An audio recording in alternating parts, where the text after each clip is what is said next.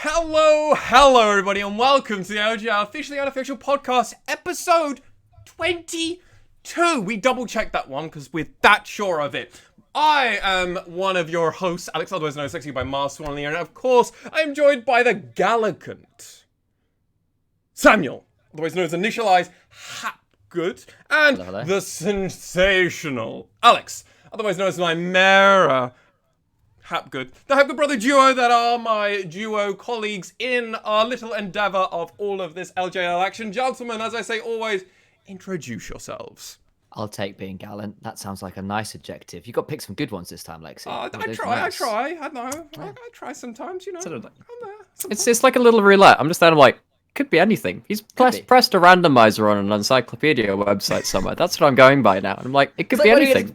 When we get mediocre, that's when we know we're in trouble. Sam, I get that from Twitch chat. You get that from me, buddy. Yeah. I mean, it's going to depend on your cosplays on episode 100. That's going to be a real mediocre will be the word. Let's be real. I need to learn how to. Be a bit suspect. I need to learn how to use makeup to boob contour. I mean, we might. That's how you get them. Doing it in person, so who knows? Ari cosplay when from Nymaera? That's a real question. Yeah, real thing. Potentially. Or gender bent, maybe. We don't know. We'll see. Either way, I'm showing off these sexy thresh skin. That's what it has to be. True. Literally, like an hour or two ago, we had to hit like all the hazard buttons and go, crap, everything's released. Still got to do a podcast. Yup. So, gentlemen, what is this podcast, though? We've got a minute in. What is this podcast, though, Nymaera? Well, it turns out this podcast is talking about nothing about League of Legends. Actually, nothing about it. No. As much as it could be about that, and we would talk about that for many hours, we cover all things about the Japanese League of Legends scene, specifically the League of Legends Japan League, which is their top flight League of Legends. And we do this to support our English cast of those games. And with that assumption, if we're casting them, we're offering unique insight into this, we're doing a podcast on top of this. Initially, we must have some form of affiliation with somebody, right? Well, in honor of Lilia's release, only in our dreams. No, Riot aren't actually involved with us right now. We wish they were. One day, maybe they will come and notice us, Riot Senpai, and we will be affiliated. But for now, no, we do this all off our own back. We are not affiliated with Riot Japan or their partners or Riot Games in general.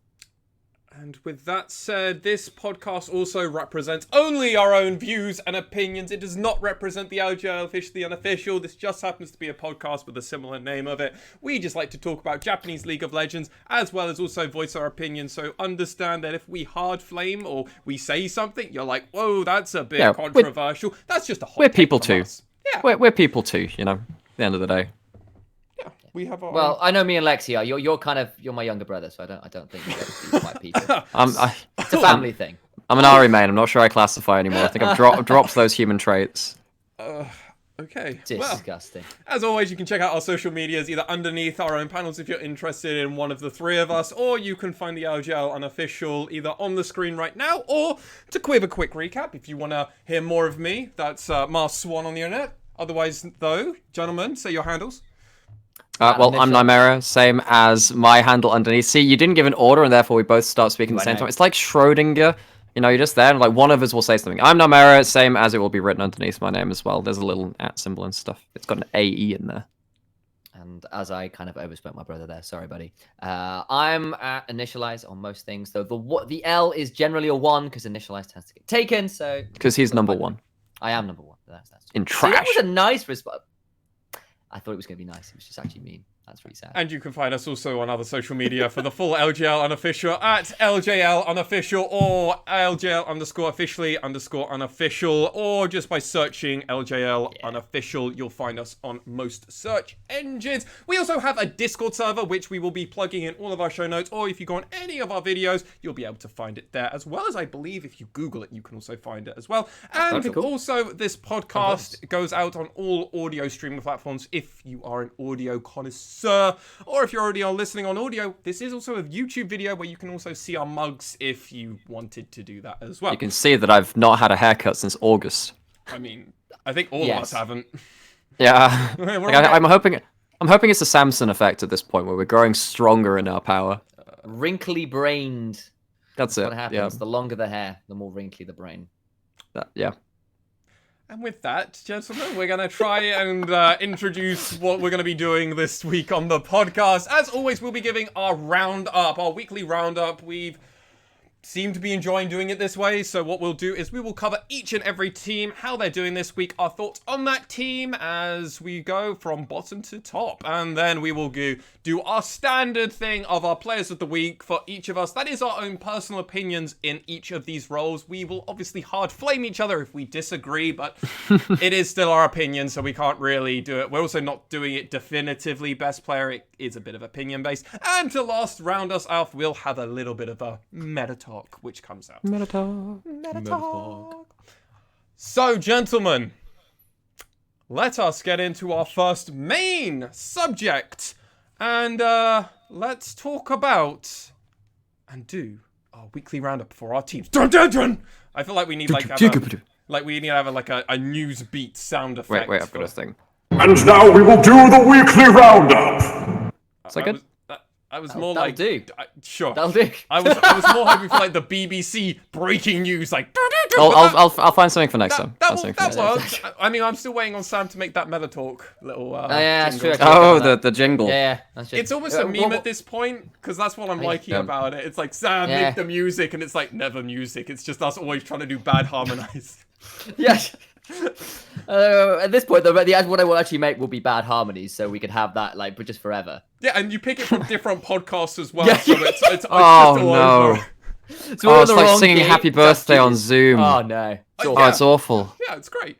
I've had to sit through 3 birthdays of that, by the way. It's really bad. Yeah, don't It's do beautiful. it. Don't do it. Don't do it. Anyway, It's avant-garde. it's definitely something, gentlemen. Let's begin with our first team for the weekly roundup. And our first team in last place is still Axis. They are currently sitting at 0-8 with a 0% win rate and a streak of 8 losses. To me, my quick note was dead in water. Yeah, I don't really have much more to say. I'm going to pass it off to you guys. I think the scary thing this week for Axis is that actually they looked better in some ways, and they're still quite trash at the moment. They're really struggling to carry any kind of mid-game kind of play. They managed to split it about half and half on First Bloods, as far as I'm aware. They're doing okay in some of their early game stats. As far as I remember, actually, their early game stats are not awful. They just don't transition into anything. Hoglet picked up Volley Bear a couple times this week, looked pretty okay. Gadiadu had a couple of games which he did okay in as well. I think particularly versus Ace, he actually managed to have like the sole gold advantage at 15 minutes. Like he was doing fine. But nothing comes with these individual pieces. Absolutely nothing, and it is looking very, very unlikely they make playoffs now. Very unlikely.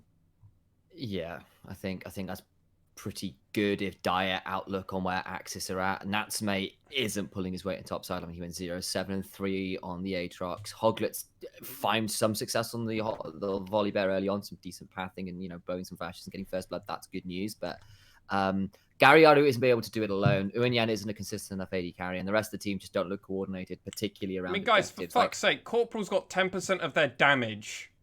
Yeah, that's no other team in the LJL has that. He is one of the highest damage representations across the league. That's just showing like they're just all over the place. I will say that Unica had 8% at one point, and that's from jungle. So look, it's yeah. There are sometimes players are outliers and stuff, but I think as Sam was saying, topside is not good for them. I mean, I will also put in just as before, like the biggest one for me was the game versus V3 where they lost a 5 versus 3 by the Herald. Yeah, the most staggered 5v3 ever, and they just went for it. It's like, oh god, make it stop. Yeah, and that was with V3, like with Ace missing a lot of things on Syndra. Like it was a 2.5 V5 in a lot of ways. Like that's not okay. And that's Axis at the moment. We had them pegged as almost a lock for playoffs contention, but part of the problem is moving the team around has definitely hurt any form of chances. Uenyan just isn't able to get quite settled on his off role, which is it is his off role, and Natsume hasn't been able to fill his shoes, and it's been a problem, So We are still hopeful for Axis, but that hope is fleeting, I feel. Well, this is double the loss streak they came back from in spring, and they just came into playoffs at the end of it. And don't get me wrong, that a lot of that was helped by the fact that a lot of people had losses taken off of them and stuff by having some very dominant top teams, right? So that means that their total win score is always going to go down because DFM last split were really, really high, and it looks like V3 are looking to do similar things in this split as well, given how they performed so far.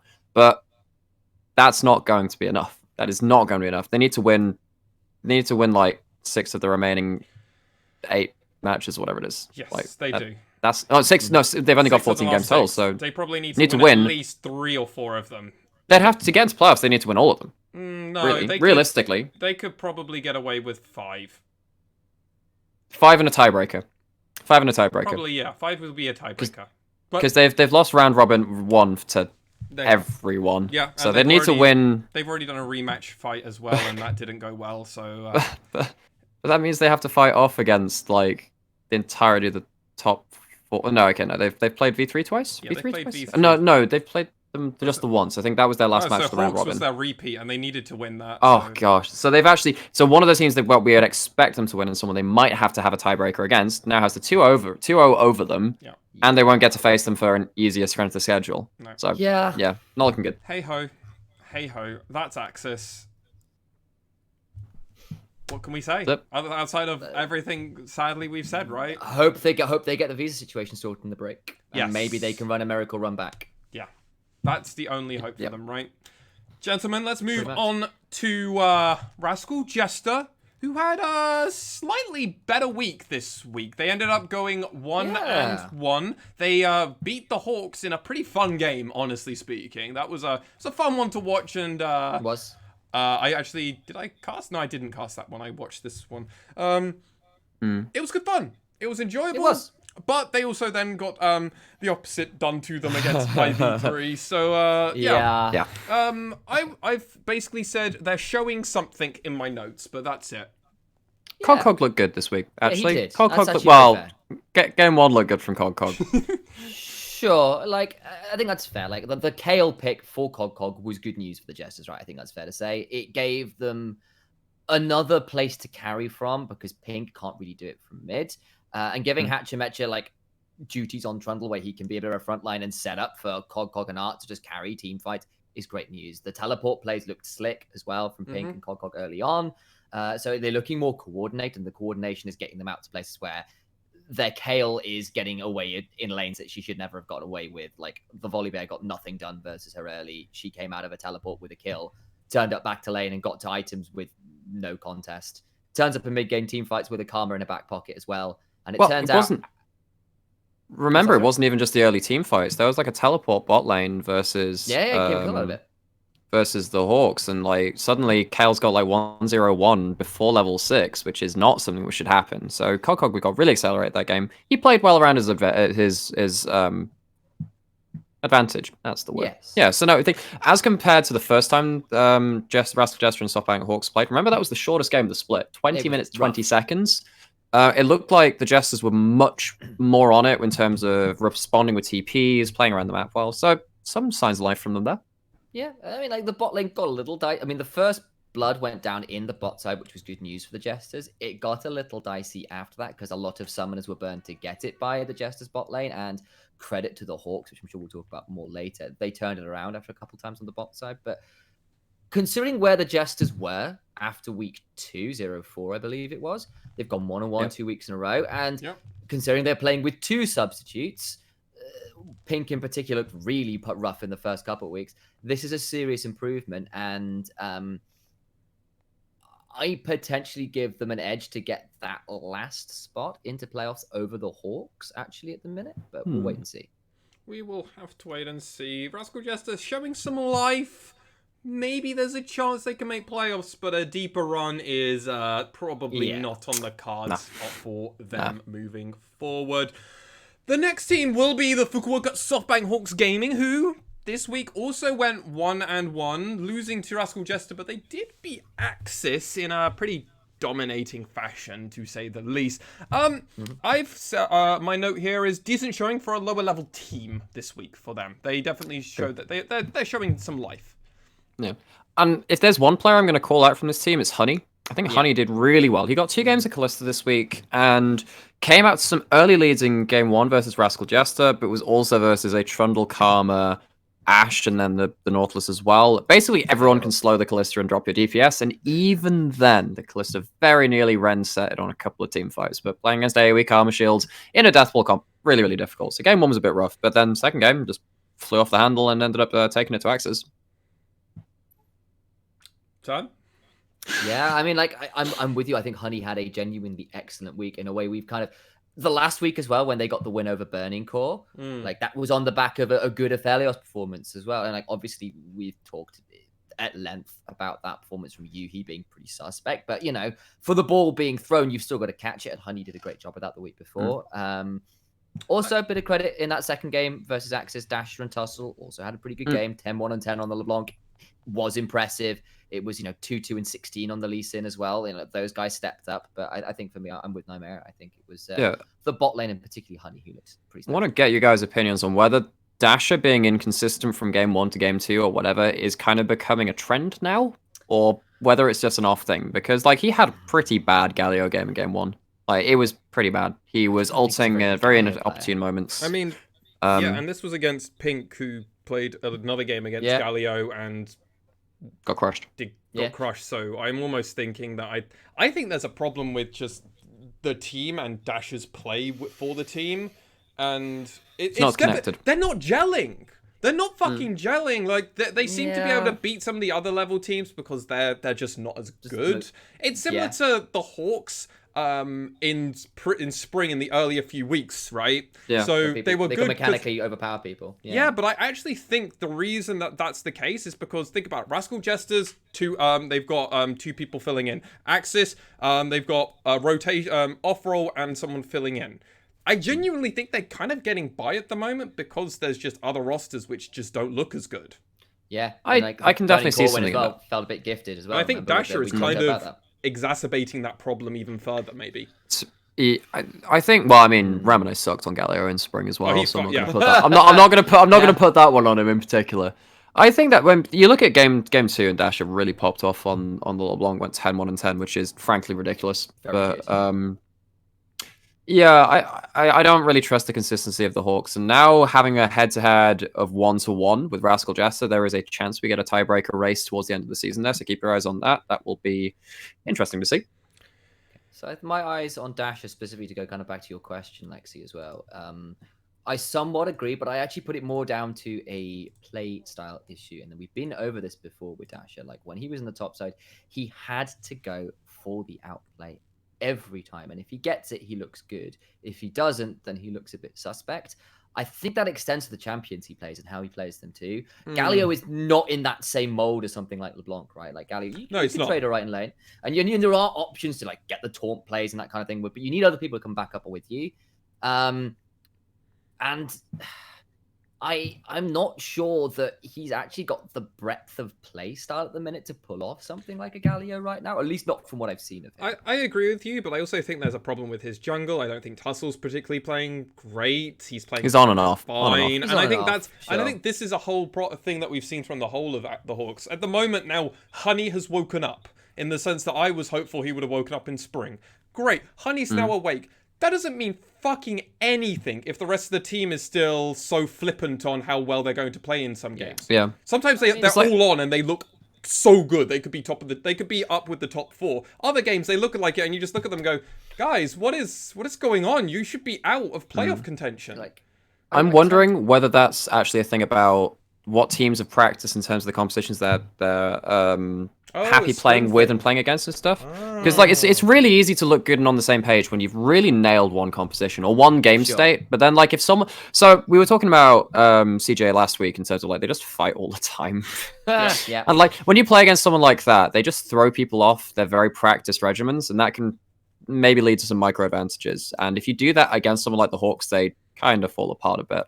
I will say Tussle is better than the lowest tier of junglers, which I would say is like Yeah. Unica and Hoglet right now. I think that he's doing better than that lot. Sure, I don't think he's anything special, one of them but is he's a jungler very. we've been flaming, and one of them's a fill-in jungler that we're very unimpressed with. So, like, Yeah. If I can. Yeah. No, it's not saying much, but it's just making the caveat Sure. there. Sure. So yeah, if I can step in a little in defense of Tussle, somewhat, and this is not necessarily saying that I think Tussle's genius or anything right now, but I kind of tend to agree with a little bit of I think is it V3's ex manager. I forget exactly what it was. I know who you're talking about. Yeah. You know who I'm talking about. I was talking about how Tussle's in a bit of a tricky position. That I tend to agree in that if Aramek's ever under pressure, he just seeds a whole quarter of the jungle out. Like, and then Tussle does not get to use half his jungle because Aramek loses control of it. And that can put your jungler in a really, really difficult position where you are then like on literally life support because you've lost half your camps and you've lost half the map. But that can be challenging too. I mean, so I think there's an element of the team in general. I mean, this was the question that we asked last week. I think Nymaera brought this up and goes, well, when do you just say screw it, kick Aramek out and get a new top laner? Yeah, well, yeah. Because you have to look at it. Who's available? He's like, who's available?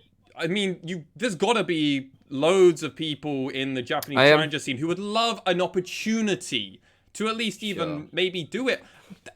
We're not seeing that, and I mean, we're seeing that from Immortals at the moment over in NA, like constant roster swaps.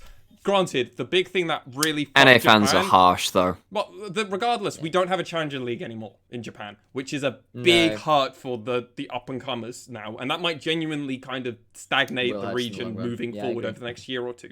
I don't know how that's going to work. But imagine if you had, like, the Hawks Academy, Rascal Jester Academy, like, all of these teams had Academy rosters. You would immediately switch Aramek with any of your Academy top laner and just try it. If it went horribly worse, you go, well, Aramek's way better than this guy. But you could also maybe have Eunyan stay in the top lane and then have an AD carry going in, and that's... Yeah, I think that's a big thing for Axes. For Axes, I think they need to start asking, if this split has absolutely sunk, why don't we just try something new and see if we can find some diamond in the rough? Because it ain't working with this. Find an AD or a top laner. That's their options. Also, bluntly, for these bottom roster teams that we have been talking about the last few minutes, you've got 2 weeks off. Now is a chance to bring someone in and give them more time. Well, right, yeah, but you've got time. You have time. Whereas before it would have been like a week, if that, where you need to bring someone in and get them ready to go into pro play in like a few days. There is time at this point, so this is a point to make changes. If you've got the time and you've got the players, do it now. Also, did we ever learn if Corporal is actually taking up an import slot or not? I'm pretty sure he does. I think he's an he played in OCE, so he is technically an import. Okay, because I wasn't sure if he was technically an that's a good question, actually. Because if he's not taking an import let me drop him a message on Twitter and see if we get anything. Okay, so we'll come back to this if we ever get anything, because that would be something really cool to know. Oh, yeah, so... if he isn't, then that's great, and then they could immediately get maybe someone from Australia to come. Visas... Everything else is almost impossible, but like it's something they have to think about moving forward because God, it's not looking good. But in all fairness to the Hawks, something's working out for them, right? Bringing it back around to the Hawks, something's working for them. They're hot and cold. I don't think what I said earlier. The Jesters could probably take it from them if they figure their own stuff out because at least they're playing far more like a team and their consistency in game is a bit more consistent, I would say. And Pink is slightly less tragic than he was in week 1. Yes. He's been bolstered by picks like Karma and shit, but yeah, he's still an issue. But we'll see. I'm not willing to cast any dice on that when both teams have still got a lot of issues. Yes, 100%. Gentlemen, it's time to go on to our 5th place team, a team who have performed very well, tied with the Hawks, but slightly above in how we're covering them. Partly because, my God, the week they had was actually pretty solid from them. They went 1-1 this week, and they were in the group of death this week. Congratulations to them. They look so good. Once went didn't die versus Unica and the Crest Gaming Act crew, and frankly, I said very good for taking a game from CGA and for being in this group. So yeah. Considering they were against CGA and Sengoku, 1-1 is ridiculously good for this team. They took the win off CGA. Yeah, and for me, it comes off the back of a really good draft. And part of that is CJA drafting their last pick quite badly, and I'll have a rant about that in a bit. But credit to Burning Core to playing out the team composition, not letting the game get away from them, winning pretty much every fight the whole damn game, and closing it out. Well, I mean, I've set this up before, but there are a couple things that Burning Core need to win a draft, and that is he gets a Felios. Welcome to playing blue side for Burning Core, where they get that option more often than not. If it's red side, it can be banned away a bit more easily.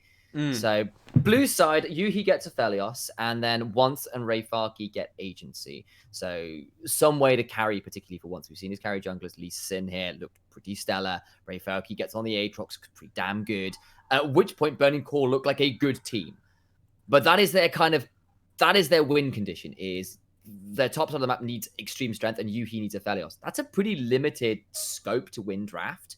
And that, I think, is why they're dropping more games than not in some cases. Makes sense. Yeah, no, I actually think that's a very smart observation from you. Yeah, but particularly in the CGA game, I mean, they had a Galio versus effectively 4 melee champions because Graves is very low range as well. And like they're trying to dive onto this Aphelios who's effectively their one carry, and then like the Galio is just there to just make your day really bad. Like, wait, you want to go on my guy? No. Yeah. I am just the statue of Demacia or something? Might of Demacia. He's the defender of Demacia or something like that, right? Yeah. Something like that. Yeah. I can't remember his tag, but the Burning Core, like, they knew they were playing in CJ, and it's, well, I mean, we'll talk more on that thing after that, so I won't go into it now, but I think Burning Core had a really good draft, and they played it out well. They did get put to the sword versus Sengoku when we're going that way, but even then, they were competitive for large swathes of that game. Yeah, and that was also not a very bloody game of only being 5-10, and they were on the 5 and Sengoku on the 10. That's... Yeah. They kept Sengoku rather competitive for longer than I expected, in all fairness. I agree. I think there's also something to be said for I liked the creativity from Burning Core in that game. Yes. So, because this is the one where Once ended up kind of being pseudo-funneled once the Lulu hit her core items. Two items, yeah. At which point, you're getting this Shins out, this guy Once, who is your hard carry. You can win you games 1v9. We've seen it so many times. They tried to get it going on that. Sorry, go on, man. I mean, I want to say, outside of everything, I was very impressed with all members except for Yuhi. Still is a question mark for me. Yeah. He had one versus CGA, but the problem is he was definitely he was set up to succeed. A point of fault against Sengoku, and potentially if that game goes a bit different. I mean, Once didn't have a brilliant game, but like it's consistent that we've seen this from Yuhi, and that's where I'm kind of like, man, if you for a split and a half. Yeah, it's like, come on, man. Come on, turn up. Wake up. Come on, the rest of your team's doing it. Come on, if you can wake up with it, this comp actually could go far. Yeah, and I will say that Proud had a good week. Proud had very good. Proud had a very good week. But when does he not at the moment? Yeah, this split has been doing really well. As did Rayfarki as well. Yeah, but then again, we're talking about the consistent players so far from this team, right? And like Yujo kind of got hammered a bit by Pyrion, but it's not. Well, again, he had a Jinzao to bail him out of some situations, and he wasn't feeding. Exactly. It was a free lane to Pyrion on Azir, which sucks because Azir with free harm. Azir with free farm just runs over a game. But I know this script. I've seen this one before. Yeah, it sucks. This was the thing I was trying to, like, if I can get in a little bit as well. Like, is that the thing that did raise some alarm bells for me here was when Burning Core went. Had a quiet early game and weren't snowballing. Which, they definitely can do. Once pulling off crazy invades, yada yada yada. They just fall behind like across the lanes in farm. Of course, the Wukong in lane we kind of know is not the best farming lane dominant champion. Like we've kind of seen that across the world. That's not what he's there for. But bluntly, the Lulu went down a flame horizon. Bot lane went down as well. Top lane was already in a bit of a matchup where Wukong never does always that well. That isn't good either. And that, and the Lulu was down 30, 50 CS before the funneling started. So it wasn't even you couldn't even just like attribute it to the fact that, Once was taking the farm. That was before all that. And it was that, I think, probably puts a bit of a marker on, I think a skill cap, particularly on the bot side of the map, where like there is a kind of ceiling where, frankly, if you are just in even lane states, you're just losing in terms of farm. And it's consistent. and that's problematic. Yeah, exactly. I mean, I haven't looked into Yuki's stats, but I wouldn't be surprised if he's down to almost every bot lane carry at the moment in the league. And I can have a look if you want. yeah, go for it while we get ready. I mean, Burning Core is a weird team because it has Rayfarki and it has Proud, who in my eyes for this split especially, I've rated very highly in my tier list. Okay. But and Once has been playing very well. Yu-Gi-Oh is filling a gap at the moment. God damn it. This is his first split, right? So like I'm pretty impressed with him. Because taking over from Rocky, so very impressed, and it's just this consistency from Yuki, which is just the thing about Burning not Core good consistency. The thing is that like we have a handful of teams this split who are trying to find ways to make their mid laners useful because they can't play around them, not to primarily carry. Burning Core are one of those, but they're doing it with Yuki, who just can't get ahead. So here are some stats to you. He has only been ahead in CS at 15 minutes once so far. Once this split out of the 8 games played. His CS differential at 15 minutes is -16. Yeah. And his gold differential at 15 minutes is -882. So I expect all of that. That's awful. The fact you are, and that's not when you're playing Senna. You've played 4 games of Aphelios, mate. He's bleeding a 1,000 gold advantage effectively. Yeah, in lane. By yourself. Yeah, with Proud. And imagine Proud standing, looking next to him, just going, "What the fuck is going on? I can land every thresh hook, and you're not gonna do shit." It's a little bit different if you're someone like Yu-Gi-Oh, and you're playing Karma Lulu or whatever, and you have cheap items. Yeah. You can kind of get away with that. 80 carries when everyone's building in Fetch first or Blade first, stuff like this. You have to get to your 2 item spikes quick, because as soon as Ezreal comes online or whatever, or Kalista comes online, you gotta be ready to fight, because they're gonna fight you. And Yuhi just time and time again has not been ready to fight, and it has cost Burning Core a lot. No. Hey, caramba, guys.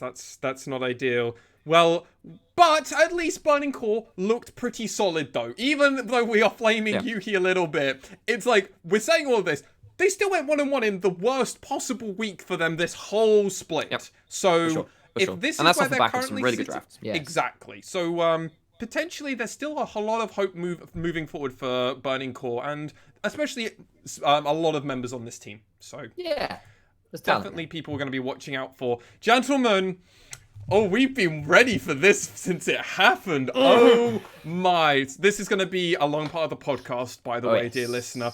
We have to talk about DFM having quite possibly their worst week of all time. Yep. I'll give you the floor, gentlemen, to start. All right. Oh, you go. Okay, so Detonation Focus Me have won the League of Legends tournament in Japan 7 times. They have had some of their players be some of the most tenured players in League of Legends, period. They are, Seros and Utapon, I believe, are the second most tenured players in the world outside of Faker and SKT come to now T1. That is the kind of dynasty this squad has built. Hell, Seros is known as the Emperor in Japan because of his kind of history and success in the region. DFM have never had a 0-2 week domestically before this week. They've lost best of 3s before, so there's some, there are some things in that, but they've never had 2 match losses on a weekend, ever. There's obviously a couple caveats. There was a 0-3 loss to Rampage way back in 2017 spring, which was a finals thing, which was, pretty shocking, but it got Rampage out and they went to internationally. Though they've lost games internationally, and I think they lost a couple games in a row in 2019 across weeks. Yeah, last game of week 1 in 2019 summer, and the first game of week 2, they lost to CGA and V3, which so they lost 2 in a row, so they've lost 2 in a row in a domestic scene before. Is this DFM's worst week ever? They've had some bad international showings, which will probably hurt them a bit more. Sure. Is this their worst domestic week ever outside of that finals? Probably. Yeah. Probably. It's up there. This is just middle of the week. Like, that's how big of a deal it is. This isn't like it's a finals and, like, teams have prepared and thought so much about this. They've been prepping for it, scrimming a bunch, doing sister teams. This is just middle of the week. This isn't even early spring, summer weeks where it's like last year where it's like, well, we're going to try a few things. Oh, well, we picked up 2 losses back to back. That's really bad and unfortunate. But then they went out and dominated that summer. So they can at least look back on it with fondness. This is They are 4-4. They have a 50% win rate. That's insane, Alex, you were saying some interesting stats about this. Go for it. So, the worst regular season record they have had was, I believe it was last year's summer. Okay. And that was 17-4, which is an 80% win rate. That's the worst they've had. 80% is the benchmark for the lowest they have ever performed. We're halfway through the split. We're slightly over halfway through the split. They're set at 4-4, which is 50%. If they were to... They can't even... they can't tie that. If they were going to win the rest of the games, all 6 remaining games, they couldn't tie that now. So they have consigned themselves to their worst regular split already, and it's largely because of this week. And you can put caveats in saying they lost to 2 teams which are doing really well right now and above them in the standings. Let me add you another thing onto that. They have played 4 games against the 3 teams we're going to talk about later. They have lost all 4 of those games. They haven't dropped against the lower table things, but distressingly, they have not managed to take a game off of a top team in the LJL, of which, arguably, they are not part of now, if you put it in that. That's the hot take. Go on, Initialize. You're going to have a lot of thoughts in regards to this. Yeah, so I think that obviously there are similarities to be drawn with the situation over in Europe, where Fnatic and G2, Fnatic are doing even worse than DFM, G2 are doing slightly better, but there is that similarity where you've got the 2 giants of the region having some teething difficulties in the summer, and the cast over there are basically saying, like, there was a really good post-game lobby last week where Quickshot and Frosco were talking with Mac, who is the coach of Mad Lions. He was basically saying, like, look, you expect them to get to playoffs, and once they're in playoffs, be afraid. You still have to be afraid because they are that good. And I think DFM are probably in a bit of a similar space. It's like, okay, there is a benefit of the doubt extended to a team like DFM who have won so much consistently at such a high level. Are there concerns being raised? Oh, yeah. Are they no longer the favorites? Oh, yeah. Are they still contenders? Most likely. Let's not make any bones. Yeah, no, I'm not going to begrudge them that. We expect them to come into playoffs. We expect them to be strong contenders for the title, but they have never looked weaker, and I think that is quite telling. And I think some of the games this week raised some eyebrows for me about where the hell they are in terms of their team fighting stuff, which I think Nymaera and the rest of you guys will have some thoughts on as well. I mean, my first hot take is they are 1 win ahead of Burning Core and the Hawks. Yep. And they are now a full week behind everybody else. That is scary for... Well, now the lower level teams can go, well, actually, you know what? If we have a few good weeks... Time for history. We could actually completely change everything. And you know what's even scarier? 0-2 head-to-head versus Sengoku 2. Oh. Yep. Yeah, no, they're now 1-3 if you include spring and summer just in the regular seasons. Regular season. Yeah, Sengoku have got 1 game ahead of them across all their matchups, and they've played 9, 10, 11, 13 times. I think it's 7-6 over to Sengoku. They're ahead in their best of versus them. How insane is that? That is... That's phenomenal. No. Remember, Sengoku only started last year. Yep.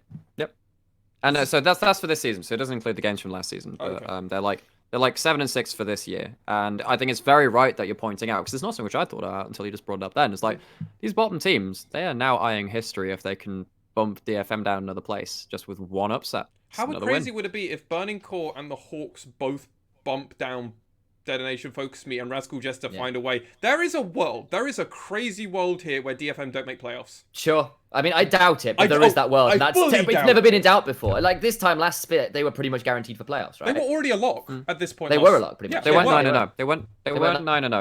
V3 is, and V3 is now a lock. Yeah. V3 is actually a lock. I did the math. V3 is a lock now for it because of how the rest of the table is. Really now? So V3 are already a lock to make playoffs. They're standing where they are in playoffs isn't sure, but they're a lock. Detonation, Focus Me, in a crazy world, could not make it. There is a world where we still see Axis in it and DFM not in it.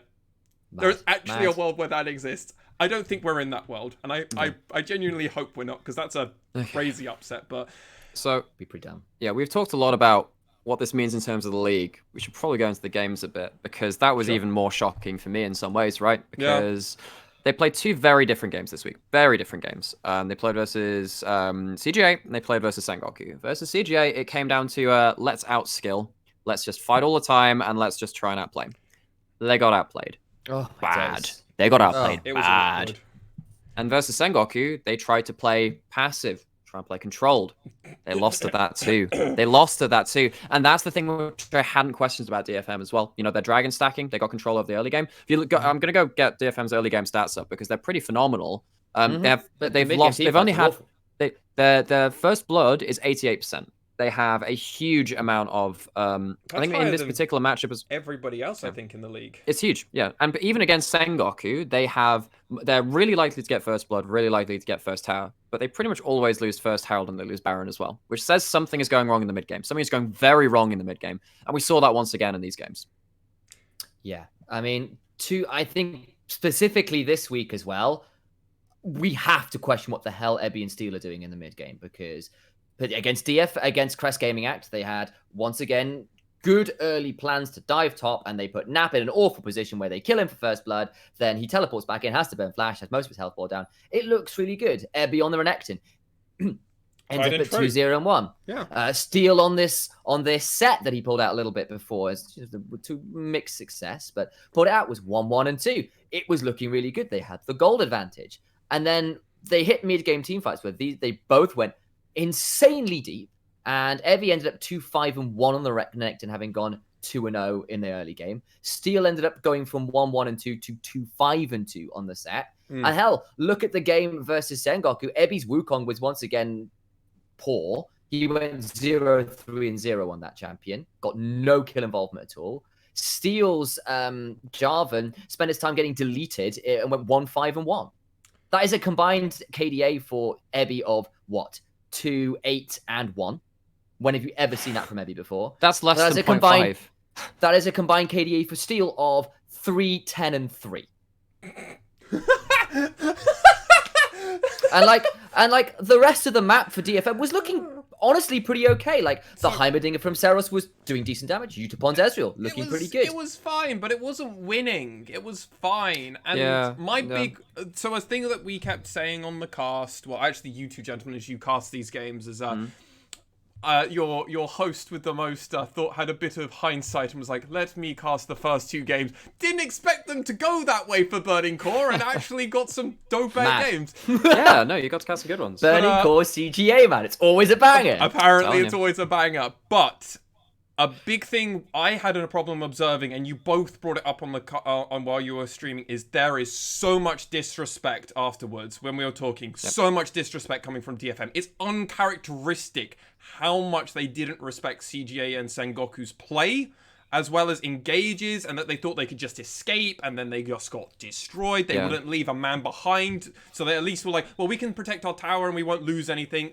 Okay, that's a misplay. They just routinely, over and over again, were like, nah, it's fine, we can get him out aced. It's like, God, and lose the game through it. It's like, because I really want to talk about this from the other team's perspectives later, and we will do, of course. Of course we will do, because the FM lost against both of these teams. But we saw whispers of this. Well, I mean, I started bringing them up, right? Versus, I mean, I've mentioned it a couple of times on previous podcasts, probably previous casts. You guys are sick of me telling you this now. But the Axis game and also the V3 game, they had these couple of string of games where they're putting themselves technically into losing situations, and they're trying to outplay themselves out, and they don't actually have the mechanical advantages to do that over the rest of the league right now. They're still good players, still great players, but they're not exactly helping themselves with their game plans, whereas the other teams have kind of got that over them so far. Oh, sorry. Go for it, Initialize. And like, also when it comes to, like, we've said they're getting good early game advantage, but the team fights are like, we're really questioning what's going on. There's been some split calls, there's been clutch outplays. I mean, the V3 game, some of the plays in that fight, the V3 win over DFM, are insane plays by V3, by the way. Like,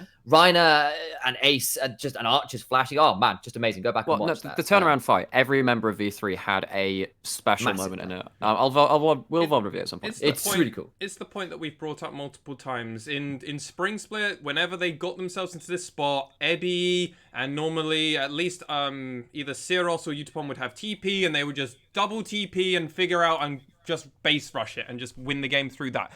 They are not getting any of those opportunities anymore, and they are getting told to basically fuck off on the Rift, and everyone's pushing them back and going, you can't do this. We know these tricks. Well, we know how you play now. Don't do this. Play how we know you can play.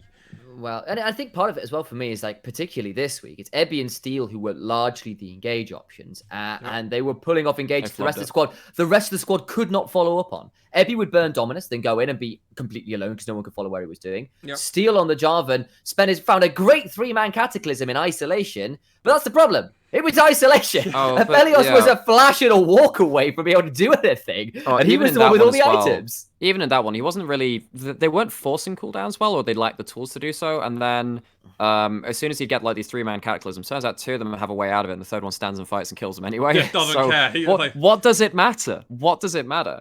So for me, actually... So it was... Whereas a couple of weeks ago, particularly in the Axis V3 things, we were asking the question, are they going for the right plays and executing it badly, or is it kind of trying to outplay in a bad situation? Now I just think they're making the wrong plays. I think they're just... I don't know whether it's a mentality thing, whether it's something which has been going wrong in scrims and they've not managed to regain their form.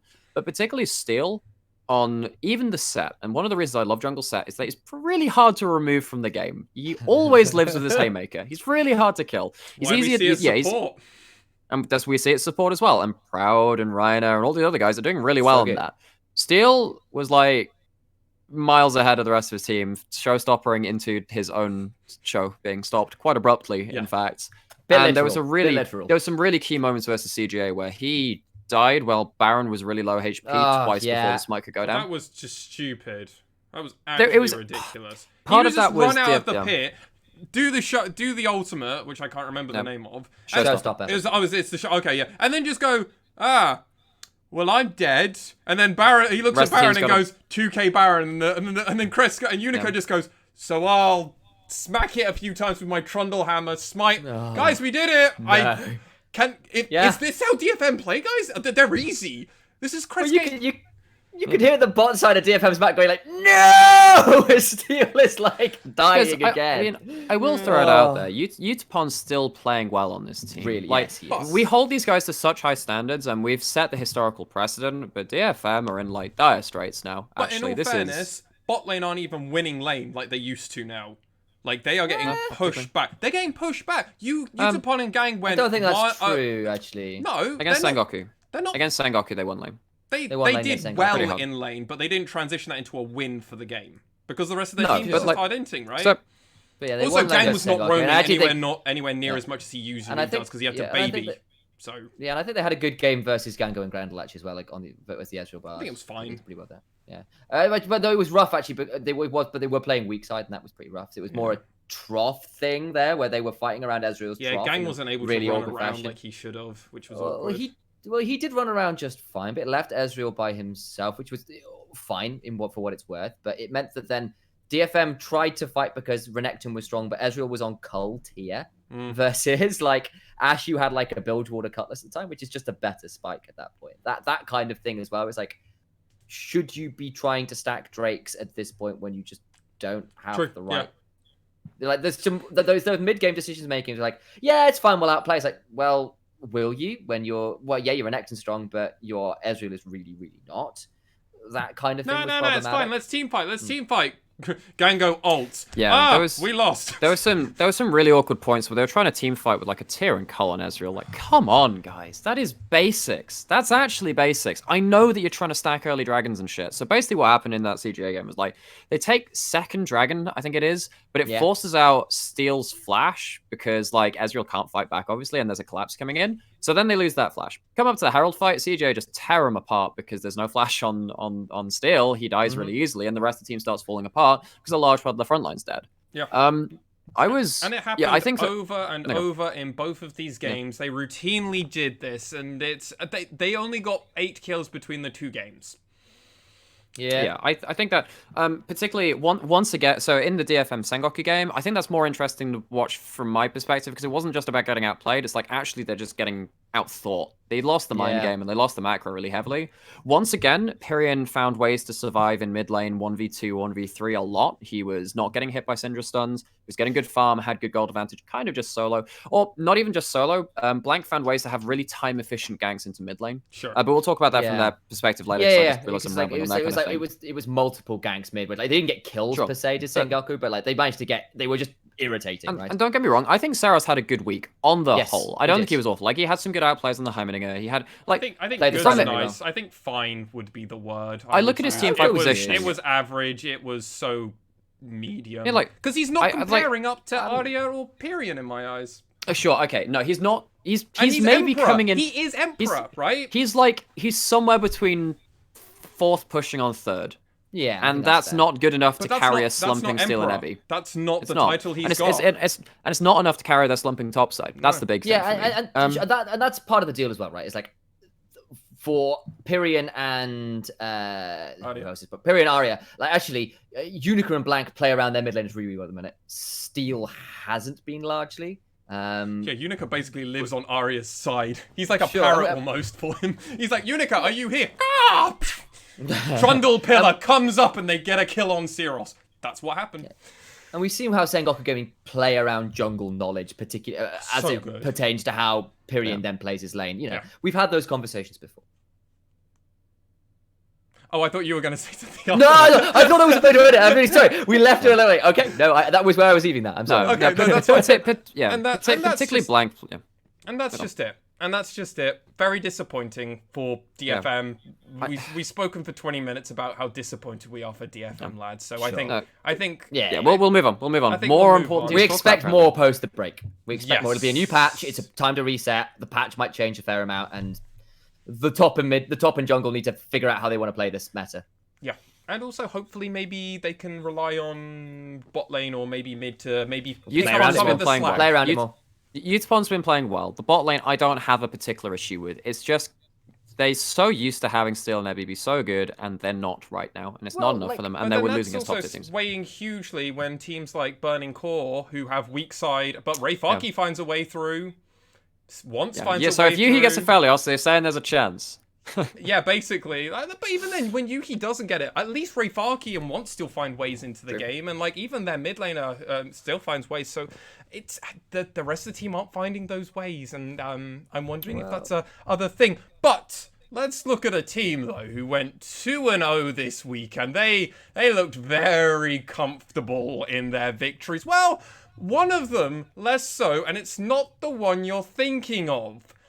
Gentlemen, let's talk about Sengoku Gaming, who went 2-0, beating Detonation Focus Me, what we've said many times, but then they also had a, well, hilariously, shorter, but it was a more competitive game, in my opinion, versus Burning Core. Gentlemen, thoughts?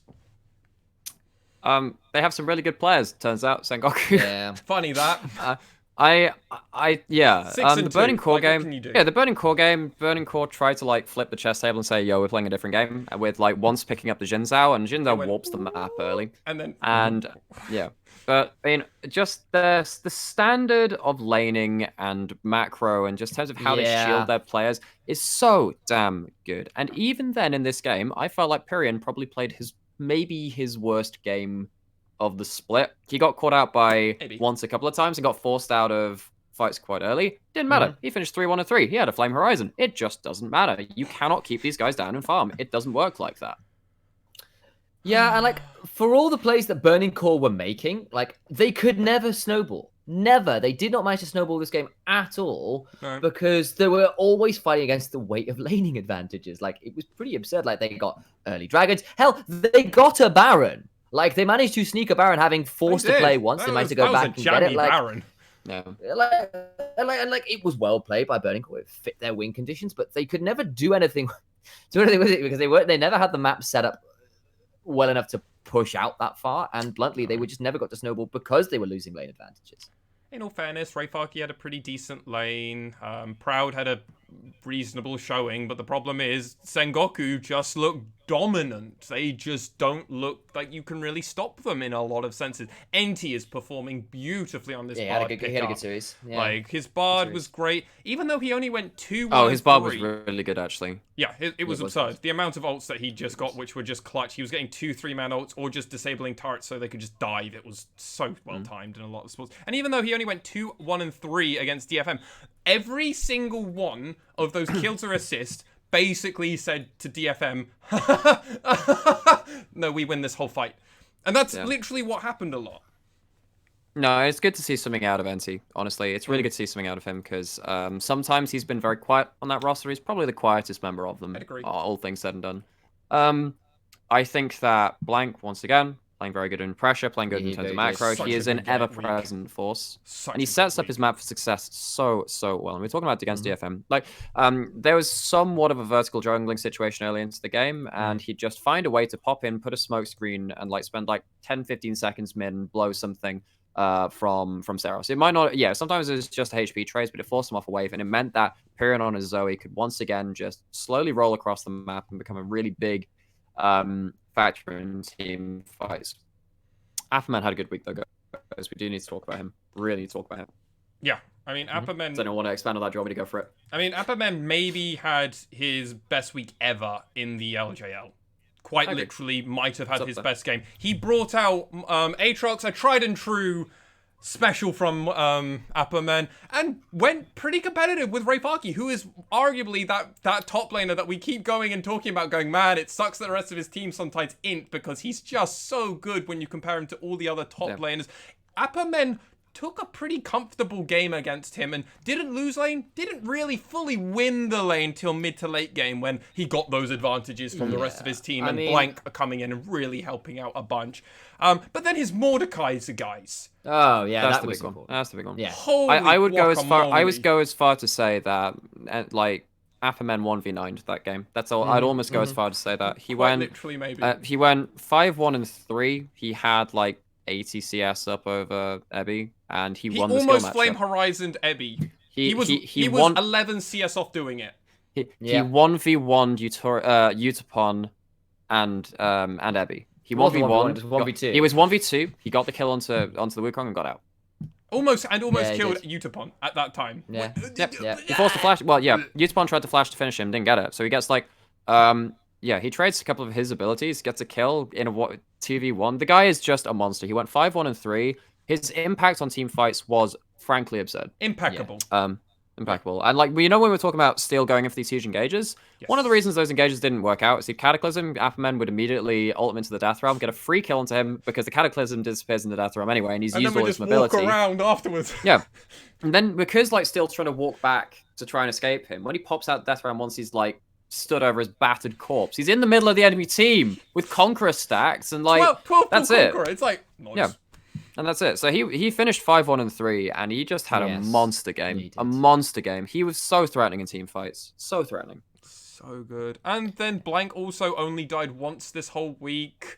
He got one of his first deaths ever on Lee Sin this split, which is hilarious because that's how good he is on his Lee Sin. Well, actually, no, not one of his first, but one of normally the week that he allows himself. He's only allowed to have one death a week. That was his first one. He took it against Burning Core. That's why he had to go undefeated against DFM. We know that. 2-0-9. Pyrion, who had maybe his worst game against Burning Core, promptly then said, I'm not going to do that again, was landing trouble bubbles from all over the place on Zoe. Initia1ise had maybe his worst game ever, but was landing very good Ashe ults, and Ashe ults are very good apparently. Guys, you can just stun the whole team of DFM sometimes, especially when you're Syros. That's okay. It's pretty good. Also, if it's an onto Ebby on a Wukong, you can't move. It's pretty good if the whole team get to delete him. And NT, as we said, was having amazing. Sengoku, you're going to be great in playoffs. It's going to be exciting. Yeah, no, and again, they've only dropped a game to V3 and CGA, right? Yes. So again, like, but then they've got the 2 over DFM, which is huge for them because they're 2 wins ahead with a 2-0, which means that even if they drop 2 games compared to DFM, they get through ahead of them in seeding, which is huge. So expect to see Sengoku vying towards that second and top spot and trying to get. They want the buy. They want the Juggernaut match again. They want the Juggernaut. Yeah. So no, things are looking good for them, but you know, and there are if some they other scary make the teams out there. Juggernaut match, and if they win the Juggernaut match and make finals, this could genuinely be the year of Sengoku. And we could actually like throw the narrative for that, lads. Like if we could do some real. Potentially, I mean, like bullshit. I will say in terms of potential question marks, I do think that this split, their bot lane has been weaker and more suspect than they were. I think NT's been better. NT's probably been a little better, but Initia1ise. It's been less consistent, generally speaking, which has been. It's not mattered so much because their mid jungle and Apperman have generally played very well. But we've seen hints of potential issues there, I guess. Maybe. I need to think about what he played. I'm looking just very quickly on the. So I think part of that is a champion thing. We went 3 and 7 on Ezreal, remember, which was like, and he's a big Ezreal player. No, he's been playing high DPS champions, he man. played a lot. He played 3 games of Senna and had a KDA in spring on Senna of 38. Damn.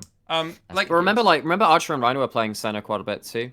And so were Gango played like 2 or 3 games of it. Everyone was playing a lot of it, to be honest. It wasn't just a Sengoku thing. And in fairness, he's got a still absurd KDA on all of his champions. The lowest one is sure. Aphelios on 5.0, which is still low for good. a CD for an AD carry, but it's not the worst in the world. Let's be real here. That you could go, you could have lower. We've got to, pretty fine. Yeah, and I mean it's still putting him high in the contention in the LJL, so like you can't complain about that. All honesty, Sengoku looking good. I'm looking forward to this. Expect them to contend. 100%. Expect them. But gentlemen, we've got another team in second place, also on 6 and 2. Ahead. Crest Gaming Act. Oh boy, was this the week we expected a 2-0 and that we would have second all on their little lonesome? A bit of an upset week, if you ask me. But then actually, was it not an upset week? Because they were meant to go 1-1, because they weren't meant to beat DFM. They were meant the to wrong beat way Burning round! Core. So, what is happening in the same? Does that mean Burning Core can beat Detonation Focus Me? Hot take.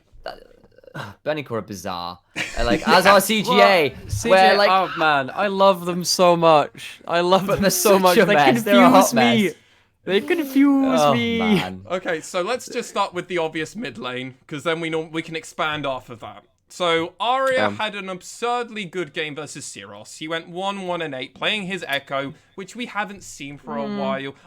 Oh, guys, come on! It was really good. Some of the ults and the pressure he was around the map. It was so. He had good. some good moments, but is this Arya level? No. No, This I game, think even it's versus his weakest week DFM, I've seen for him. Wow. This is probably his worst week. This split. Yeah, his Aurelia was poor and his Echo was okay. I'd agree with that. I'd actually say that. I'd agree. Wow. And I'm his biggest fan. So Let's be honest, he's not guys. going to be your MVP this week, then. No, actually, I'll give you a spoiler. He's not this week. No. For once, he's not on your spot. God, thank God. Oh God. Hang on, wait. Let me just check. Okay, it's not. No, okay, Thank we're God. safe. Okay, fine. We're safe. Fine. But that's bad that you had to check. All right. So Yeah. Arya had his worst week. Why is that? Burning Core. It was an awful. Oh, hang on, wait. Let me get the thing. All it right, was a go on. fucking awful week for Aurelia. Like Burning Core. If you're playing into that graft, you just don't pick the fucking Aurelia. You don't the fuck out of that. I actually don't know what I said. I just bleeped a lot. But yeah. So when you have like last pick into their comp and you see everything, you're on red side. You have a choice to pick Arya your mid laner. And this is something which I've talked about actually since the start of the split. Arya has a huge champion pool. He picked for the 1v1 versus Galio, knowing that his team really wants to team fight and forces like his team to go 4 melee into an anti-dive comp. And it sucked. It sucked so bad because he just couldn't find anything. And it was part of it's the way they played. They didn't play 1-3-1. They didn't try and split the map. We talked about that in regards to them before. And part of it is just don't pick an Aurelia into that. Don't do it. Yup. I mean, so the interesting thing for CGA's draft is they play face up, and that's something I've identified very early on. They don't try and do anything tricksy. They try and do, I'm going to play this champion in the only role they can play in, and that's it. We're going to not even try and do some interesting hiding with their draft. They almost immediately reveal after the first 3 picks their comp, which is just a whole problem that I have. But Sure. what's funny is Arya always pulls, basically, the Zoe Syndra band to him. Alright? So that's okay. The amount of champions that were open for him to last pick was so large, and this Aurelia says, hi guys, I want to int the game. You know what The Aurelia solo wasn't the issue. And also oh god, You know what he could have picked? Corki. Corki would have been really good. Corki would have been great. You know what he could have also picked? Azir. Could have just scaled. Could have just said, fuck it, I'm going to scale the game. Would have been magic damage too, which I kind of agree would have been nice. He could have just done a repeat against Burning Core and just slammed the rewind button instead, like for his Echo game, and gone, hey guys, it's rewind time, and just said, fuck it, play Kassadin again, and just say, screw it, we're going to scale. You can't play is Kassadin, another one of those diving well, ones where you would have been a bit suspect. But I get what you mean. So my problem is here. So I am going to disagree with you on the face-up thing for this draft because they did leave counterpick for Arya.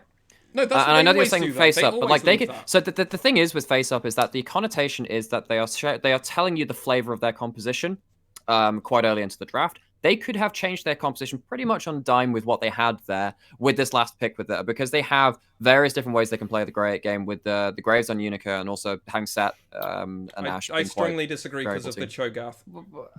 I think the Cho'Gath is meh, but that's honestly Nap didn't play awfully. He did okay. It's okay threat onto Aphelios as well. If you ever land the knock up onto Aphelios, he's in a lot of trouble. But like you can pick so many different things instead of Aurelia that you can't pick a melee with Diver into that. You just can't. And because that's the last pick, you've kind of just trapped yourself. Why are you counter picking yourself at that point? Because and what we saw really was Proud having a really good game on the Thresh, roaming mid every time Arya tried to all in the Galio, and it meant that didn't get the solo lead from solo kills, even though he was ahead in CS. Proud did then just put a lantern down and just get him out to safety, and means that all these tools Aurelia is burning on the 1v1. Didn't have him available for the skirmishes. Skirmishes didn't go their way anyway. Game's over. I mean, I will also say, like, I kind of see where both of you are coming from in the draft thing, where, like, actually, CJ leave Arya to last pick more often than not, particularly on red side, and he's got such a massive champion pool that he can throw nearly anything in, and that keeps people guessing.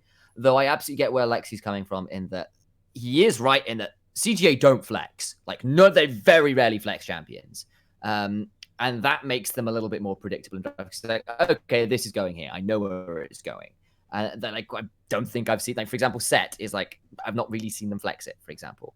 Oh, no, Nap was playing it. Not this split. Not this split, exactly. And it's not always true, of course. No, you know, you say that, but then they did have the Callisto mid Cassiopeia bot. Oh, sure. That is possibly the one. That's probably the one exception I've seen this split. But that's out of what now? 8 games, which is not a huge amount, and like that does make them a bit more predictable. But I do get what you mean. Actually, Aria's champion. Oh, they have played Set jungle too. They played Set jungle. Oh no, that's true. That is true. Okay, no, there's some truth now. But the Graves had already been locked in. Remember, so that was already not a flex. So yes, I think there is something to be said for Crest Gaming at not flexing their champions a great deal, or at least keeping them hidden as to when they're flexed. If you want to pick the Ashe, they wanted to pick Ashe, right? They picked Ashe on round 3, right? Into the Aphelios. There is no fucking reason you have to pick both the Set and the Graves in the first rotation. If you want to take the Graves away, you leave the Set and you take the Ashe, or you can leave them to have the Graves and you take the Set and the Ashe. It's a takeaway. But if you need all 3 of those champions, you are inting your draft, and you have got other problems going on for me. No, I don't think the first 3 are that problematic. I think that locking in jungler AD carry is kind of very standard on Red 1-2 now, and they did that versus the Aphelios first pick, right? And then locking in, was it the Set? But you always respond back. If Aphelios is blue side picked, almost every other region, you always lock in Ashe or any other AD carry, and then normally something else. Normally jungle. Oh, did they lock in Graves Set? Was that they what they locked in Graves Set? That's my problem. Okay. I think it's like, I don't mind that because Rayfarki has shown. Proud has had a very good support set. And if you lock in like Aphelios Set, gives them some really good teamfight to play around. I don't think it's awful. It denies what it effectively does. It denies burning core the flex. That's what it does. It's not. I don't think that's where they lose the draft. I think it's in their counter picks. I think Cho'Gath Aurelia 4-5 are just so. Cho'Gath Aurelia is just hard inting in even further. But I already think personally they inted off their first 2 picks. Like. And that's just I don't think they're bad first 2 picks. I don't think are they a little bit obvious? Sure, but does that make it strict bad? No. They're power picks. There's still 3 power picks. And they're relatively good into pretty much everything. That like the Cho'Gath is something that Nat likes to go towards, and every so often, weirdly, and it makes some sense. I don't think it's fantastic. I don't think it's awful either. But you know, the Aurelia as well. Like at that point, it's like okay, you're just it's then like well, we're just diving into a comp that's really good against anti-dive, and we just die. Also, Gango has no safety on the Ashe. No. And they have so many ways to get onto the Ashe. So like there were more issues there. But it's like okay, we've left the Ashe out to drive. Once kicked Gango away like 3 odd times. Oh, it was so good. Yeah. Once did really good. Once did so good this game. Wow. Anyway. Well, it was like this was the game where Gango burnt summoners and it didn't matter. But then on the opposite side... Versus DFM, every time he burnt summoners, he got out alive. Yeah, exactly. And like the polar opposite was that other DFM game, right? Where just every member, Unica had their best game ever so far in the LJL. It was in huge. my Probably, eyes. yeah, it was. Yeah, and it was a close early going. Don't get me wrong. Oh, like, it was, like, yeah. The top side of the map. Like DFM got a fantastic early start. That Nap was in dire straits. Like it was not looking good. And then there was the inter-round Baron. Like, holy, Gango's arrow was so good. Unica's pillar was so good. So, they got that solo kill in like the first 10 minutes of the game, didn't they, on Arya, on Syros? Oh no, they made him but his flash, or did they get the kill? I can't quite remember. No, They got the flash early. They got the First flash blood was early. onto Nap. Yeah, they got the flash, which but was they just so good. Like Unica's think just slowly finding his role on the team, and it's good. It was a lot of summoners burn from both, from what I remember. Because Arya had to flash out, and then Saros had to flash out in return. Arya So loves it was to always flash after, doesn't he? I think he had to flash. Anyway, it was a big mess, is what it was. Oh yeah, it was definitely a mess. Yeah. No, so basically what we saw was DFM try and break over top side. CJ very early try and break open mid lane. And CJ got something out. They made Syros burn his flash, but then that was at the cost of later, like Arya having his teleport cancelled by a grenade. And then like Nap died on turret. Things are like, it ended up being like a 1,100 deficit for Nap in top lane at 15, which is not great. But honestly, his XP, he was actually ahead by like 47 XP, which is it's an amount. It meant that they didn't actually deny him a lot of XP, which meant that he was always ready to like, he wasn't falling behind in terms of like his ult cooldown. Ornn's pretty gold efficient, right? He doesn't need that much. Ornn is very gold efficient. So Nap managed to survive, and DFM did not snowball that top side into a win. In fact, actually, Abby maybe made the game losing play later into the game. Oh, yeah. Maybe. There was a point where I'm trying to remember how, because it would have been like 6 minutes in, something like that, where Ebby is in a side lane on his Renekton, and he gets attacked by 2-3 members of CGA, and they kill him. While this is happening, DFM go towards Baron, because they have a Heimerdinger. Heimerdinger is great at taking Baron. Woof, you heard about these turrets, they do so many cool things. Ebby dies very quickly. CGA managed to rotate pretty quickly towards Baron. At this point, DFM are like, oh, shucks. We should probably peel off of this. No, there are Heimerdinger turrets. We're leashing it. And the Heimerdinger turrets keep damaging Baron, and it means that DFM is stuck in the pit, and the fight goes badly for them. And the Baron is leashed towards CGA. Well, they take the Baron. It's not even a fight, though. It's an Ash Arrow from Blind across the map, and after a Trundle Pillar from Unica stops Steel getting to the magical journey at the back of the pit. And Steel had already burned his flash earlier from an ill-advised place. We couldn't flash either. No. So, like, I don't want to make this conversation about CGA become back onto DFM, because yes, DFM made some mistakes in this game. Like, we've been over those already. But in credit to CGA, when they were in a fairly tricky position, it was a good opportunistic play onto Ebby in the bot lane. And it was a really good response to be able to get way back over to the Baron in time where I think they teleported Nap and Arya in. Gango fired the arrow from miles out to hit it in. So that was good play from CGA to turn that play around in the clutch, which was really, really good. Yeah. And they got the Baron from that, and they won the game. And they snowballed from it really well. And also credit for Nap for like 4K staying alive after right? Yeah, something like that. Yeah, and credit to them really for the contest. Yeah, credit to them for the contest around the Herald. That was some really clutch plays. Particularly out of Gango and stuff, staying alive throughout that game with some good support from Grendel. You know, when Gango was nearly dying a number of times, but this game the flash heal saved him. This time the Lantern was there.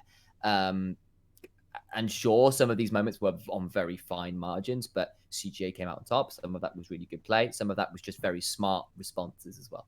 Yeah, there's some really good hooks coming in. Like, there was a hook onto... So there was that one Herald fight very early into the game. So it was after that first dragon. We talked about it in regards to the FM earlier. Like, a hook landed on Steel after he'd blown his flash after fighting down a dragon while they had this tier cold trough from Ezreal. And Ezreal's not even at this fight. He teleports into the Herald fight for God knows what reason, because his jungle's already dead.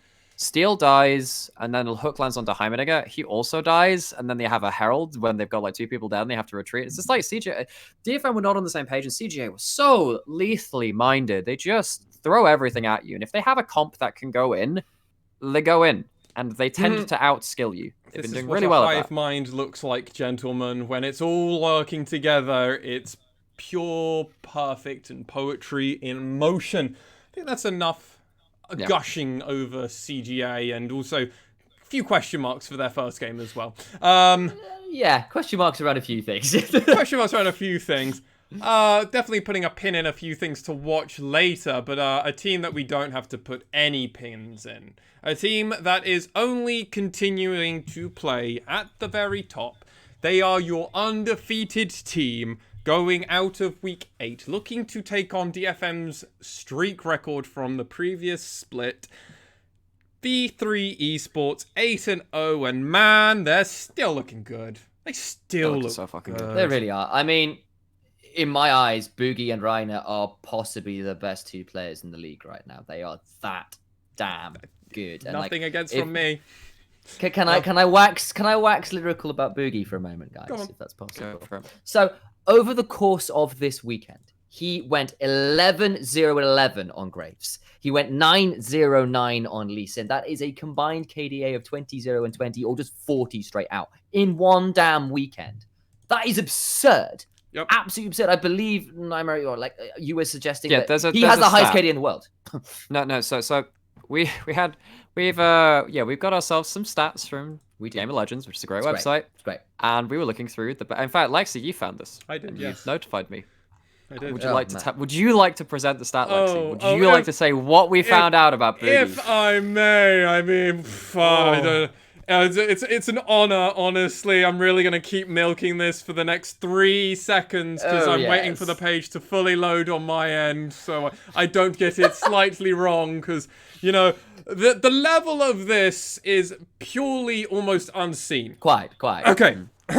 Across the 8 games that Boogie has played, with the 100% win rate that he and his team all have occurred, he has a 17.4 KDA across his games.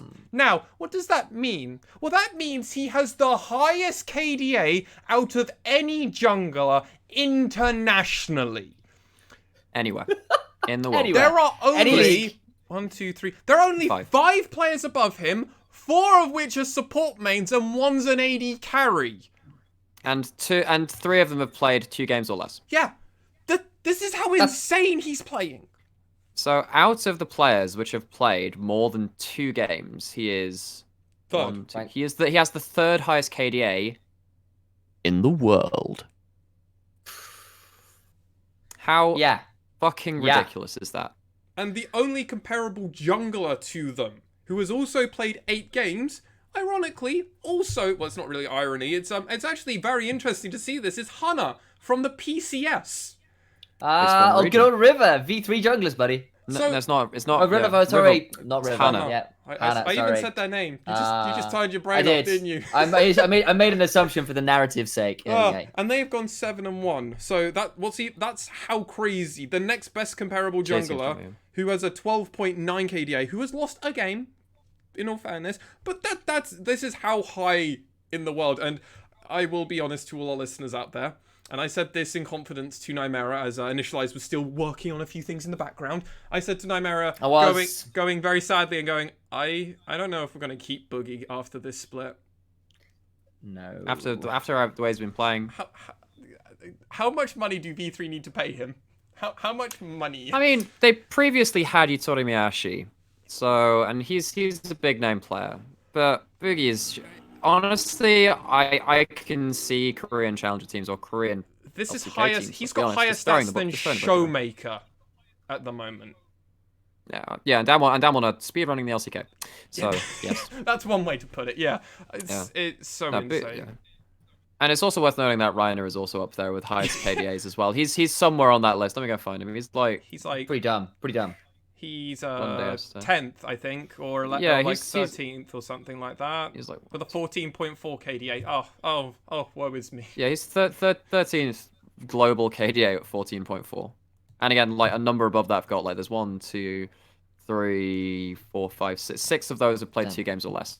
And you want to know? Pretty good. And one of the supports that's above Boogie in the top 3 who have played 8 or more games is Vulcan, who is currently starting at the moment. And also 100% win rate. And also has 3 games on Yuumi. So how much of that do we count, gentlemen? We all know that. How much of that do we count? I will say Vulcan's a very aggressive Yuumi, actually. Yeah, so I think I will count that to him. I think he's a really very often, does he? He's after that passive. He loves that passive. But yeah. But moral of the story is Boogie is probably, well, no, let's face it, guys. He's the best player in the LJL. Yeah, he is. One of them, yeah. I might contest for Reiner, who I genuinely been super impressed He's with. also on his team. Yeah, exactly. So, yeah, they've been genius. Do we now get disappointed if they don't continue this level and then don't win playoffs? Like, are we sad if they don't now win and go to Worlds because of this level of dominance they're having at the moment?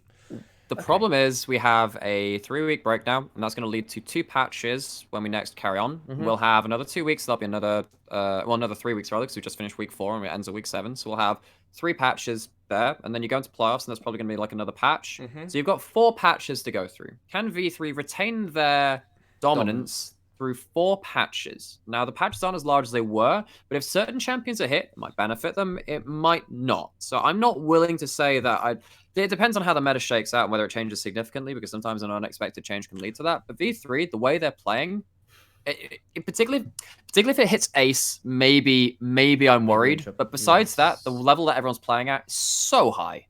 So high. Yeah. So, a couple points of order from this week as well, from my end. I had questions about whether V3 were so bot lane centric in terms of the way they wanted to play the game. It's like, push up bot lane, dive the tower, get kills, move away. Like, we've seen that a number of times from them. Whether like actually that could be a bit limited in terms of the way they wanted to play the first 5 to 10 minutes of the game. Paz's Renekton game this week really suggested otherwise. He played that really, really well with Buki this week versus, again, it was against Axes. And again, this week is a bit of an odd one for V3 because they played the Jesters and Axes, who, you know, are in the weird position with substitutes. So sometimes I'm going to take these. You put it with a grain of salt. With a grain of salt, yeah. So I would like to see them, like, if they were like play the side lane well versus someone like Sengoku, who do know how to play the map a little bit better. Well, they did that with them in their game. They did. They responded to them really well. They out macroed Sengoku. But they have to do it again, and I think that's the repeat, right? And we did see them suffer a little bit in that kind of early game global state versus a DFM who did get up to that very big early lead against them. So, point of order for me saying, like, actually, well played for Paz this week for me. We're playing that 1-4. I was like, good news. Actually, Archer and Reiner weren't the focus this week. They have also gone through 1 patch already, but that was a minor patch. It was only 10-11 to 10-12, which wasn't a huge patch. It was only minor changes, and it didn't actually affect any of how the team played. If anything, it helped how that team plays. So, Boogie got some of his champions buffs, so he's like, well, I guess I just carry harder, guys. Well, Graves got slightly nerfed. Yumi is no longer going to be a thing on next patch. But Rhino had stopped playing Yumi come this split. Yep. He's just like, I'm going to play set and hard carry. Well, yeah, they had that one Ezreal Yumi versus Sengoku, which they, with the Ignite Ezreal, remember? Like, they had that. That's great effect. That was good fun. The Ignite Ezreal was genius. Oh, like, that was the thing fun. Forget that. I mean, but we can potentially talk about V3 and our expectations going forward in a different. Like, it's not the time for it right now, I guess. Yeah. But, our expectations are high. Pretty high. Can I think of a world where things fall apart? Yeah. Maybe. It's still really hard to envision because they're 8-0 and they're looking so. They're very good. Yeah, they are absolutely our number 1 contenders for the split this right now. Yeah. Are there potential weaknesses? Yes, and yeah, I will say that I think Ace's game versus Axis, while the scoreline of 5-11 is, don't get me wrong, very good, there were 1 or 2 fights where I know I was sort of sat down with Nymaera a little earlier, VOD reviewing, and went, he kind of misplayed that fight, like, pretty hard. And that hard. was on his Syndra, because his Syndra I was normally quite impressed with, but against Axis, he made a lot of awkward mechanical errors. So there's like a team fight at Herald where he kind of misses everything and gets ran down by Gariadu. He was actually 1k down at 15 minutes versus Gariadu, while Axis were 4k up. Which is individually quite shocking when your team's that far ahead. And like, he was just like generically missing quite a lot of W's and E's and stuff like that. Like, is it the end of the world? It's not costing his team anything yet. But when it comes to playoffs and maybe someone like Pyrion or Ari or Saros turns up to play, I mean, we saw what happened with Saros versus Ace the last time, right? Or even Pyrion in the finals when it was like, but even then, when he's having a bad game like this, he still has the second highest KDA on his team. Yeah, but like he's like losing out on damage quite a bit in that one. But like, yeah.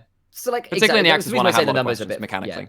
Whereas say that the Galio game earlier versus the Jesters was a great game from him on that Galio. It was everywhere, and like, I don't think at the minute we are questioning V3 and Ace's macro sense within it. And that's what's winning the games at the end of the day. That's what's winning them. Yeah, but there are certain things where we're going, okay, this situation on a micro level, was a little bit suspect. Yeah, I know. and looking forward through the future into Worlds, that's where these things will be not micro. Could be, yeah. And So- you know, you go against Rookie, for example, who may Sure. end up as the LPL's third team because JDG and Top are just too damn good or whatever. Like, for instance, like, I get remember seeing on slapped. camera once, like, there was a point, like, actually after that Herald fight, where, I mean, that was the 5v3, which, acts as, like, V3-1. It was crazy, fucking crazy. There was the quadra kill for, once coming out of, not once, for Boogie at the end of that fight, as far as I'm aware. What? But, like, Yeah. So the next play we see out of Ace is, like, he misses a kill combo on Galliardo, and then, like, he gets punished a bit. So, like, there are still some things where I'm like, if things were to go badly in that mid lane in terms of the next couple of patch changes, potentially we could see V3 start coming off the boil a bit. However, with Ace playing so well with Boogie and also just not being in lane, like, when you compare it to, like, his Galio game, where he's just, like, flying across the map, getting, like, solo flashes burned onto pink, and he's just not it. And if he is in lane, he's forcing something, right? Yeah. So I need to see a bit more confidence, like in that Galio game, and just a bit more precision compared to the Syndra game this week in particular. And I know it's nitpicking, but now they're 8-0, I have to hold them to a higher standard. And this is where I'm kind of seeing the thread to pull. So potentially. This is the same level that we were putting Syros to, and this is why we kept saying there's huge problems with Syros, because he just can't play X, Y, and Z. Why do they keep doing this? And that's the nitpick that we had to do, and like I totally agree. Like he, on his, and like it's hilarious, right? Because even in that Syndra, he started a KDA of 8-0. Yeah, Sure. Which is like, it's absurd, but even then you go, well, but you still got mechanical problems, and his Galio is still far better because he's 13.8 KDA. Yeah, he's a great Galio. Great Galio. And his karma's great, and like we just want to see more of that. Something that me and Nymaera are wondering about is why aren't we seeing any Rumble really at the moment? But that might be a larger meta question. But, and that's another thing, right? Potentially those champions come back and he's got more things to play with. But we'll see what happens when it comes to playoffs and stuff, because that's when it really matters. Oh yeah, I mean, they're gonna honestly they're making the playoffs already. As long as they lock that bye, I'm pretty happy for them to just do random stuff. I'm happy with that. I agree. Oh, time to experiment a little bit. Yeah. So I think it possibly is time to start thinking about experimenting. Now you're locked for playoffs. But first, beat you kind of know you DFM's last split record. Go 10-0, That'd be the and one. then you can start That'd be going the one. crazy. Win week 5, and then you can go crazy on after Super Week. Week 6 is just a fun week. Yeah, and like we are calling out very narrow conditions for other teams to win, right? Because certain members of V3 are playing so damn well at the minute. But you know, we have seen potential ways to get under their skin. You know, if you can disrupt their level 1 and make Boogie not get snowballed, you can find advantages early on. You then have to deal with team fight V3 at 20 minutes, which is a difficult beast right now. Say like the DFM game is probably, as we've mentioned before, the best example of that. And maybe if you can get Ace into a difficult position, because, you know, mechanically we've... No, but even then, like, you look back to that game versus DFM in particular, like, it's actually Ace landing 2 chains, which wins, like, is a big part of that team fight. So Ebby flashes away. Ebby flashes away from the first chain, he's playing LeBlanc, and then Gang, like, gets the Devour, and then Gang flashes away after the Graviton comes down, and then Ace stalks forward, lands the chain, Gang is then killed because he's used all of his stuff. Like, it's not like it's barren of good moments, I wouldn't say that. It's just, you know, he's just not part of the magic. He's part of the magic which is happening within this team. It's just like, if I were to see it fizzle out, it might be through that. Yeah. I could and that's how we're seeing it, because there's potentially 2 of the best players just on this team in the whole region, that it's not even much of a question. And then potentially... And Archer's up there too. Yeah, and Archer might just be the best AD carry at the moment. Paz also could also argue at some points that he might be the best top laner. And Ace on some weeks has looked maybe the best mid laner. Arya would say different, obviously. Sure. I'd say different on that, yeah. As would Pyrian. But he's looked like he could definitely tussle with them, but not tussle because that's a jungler.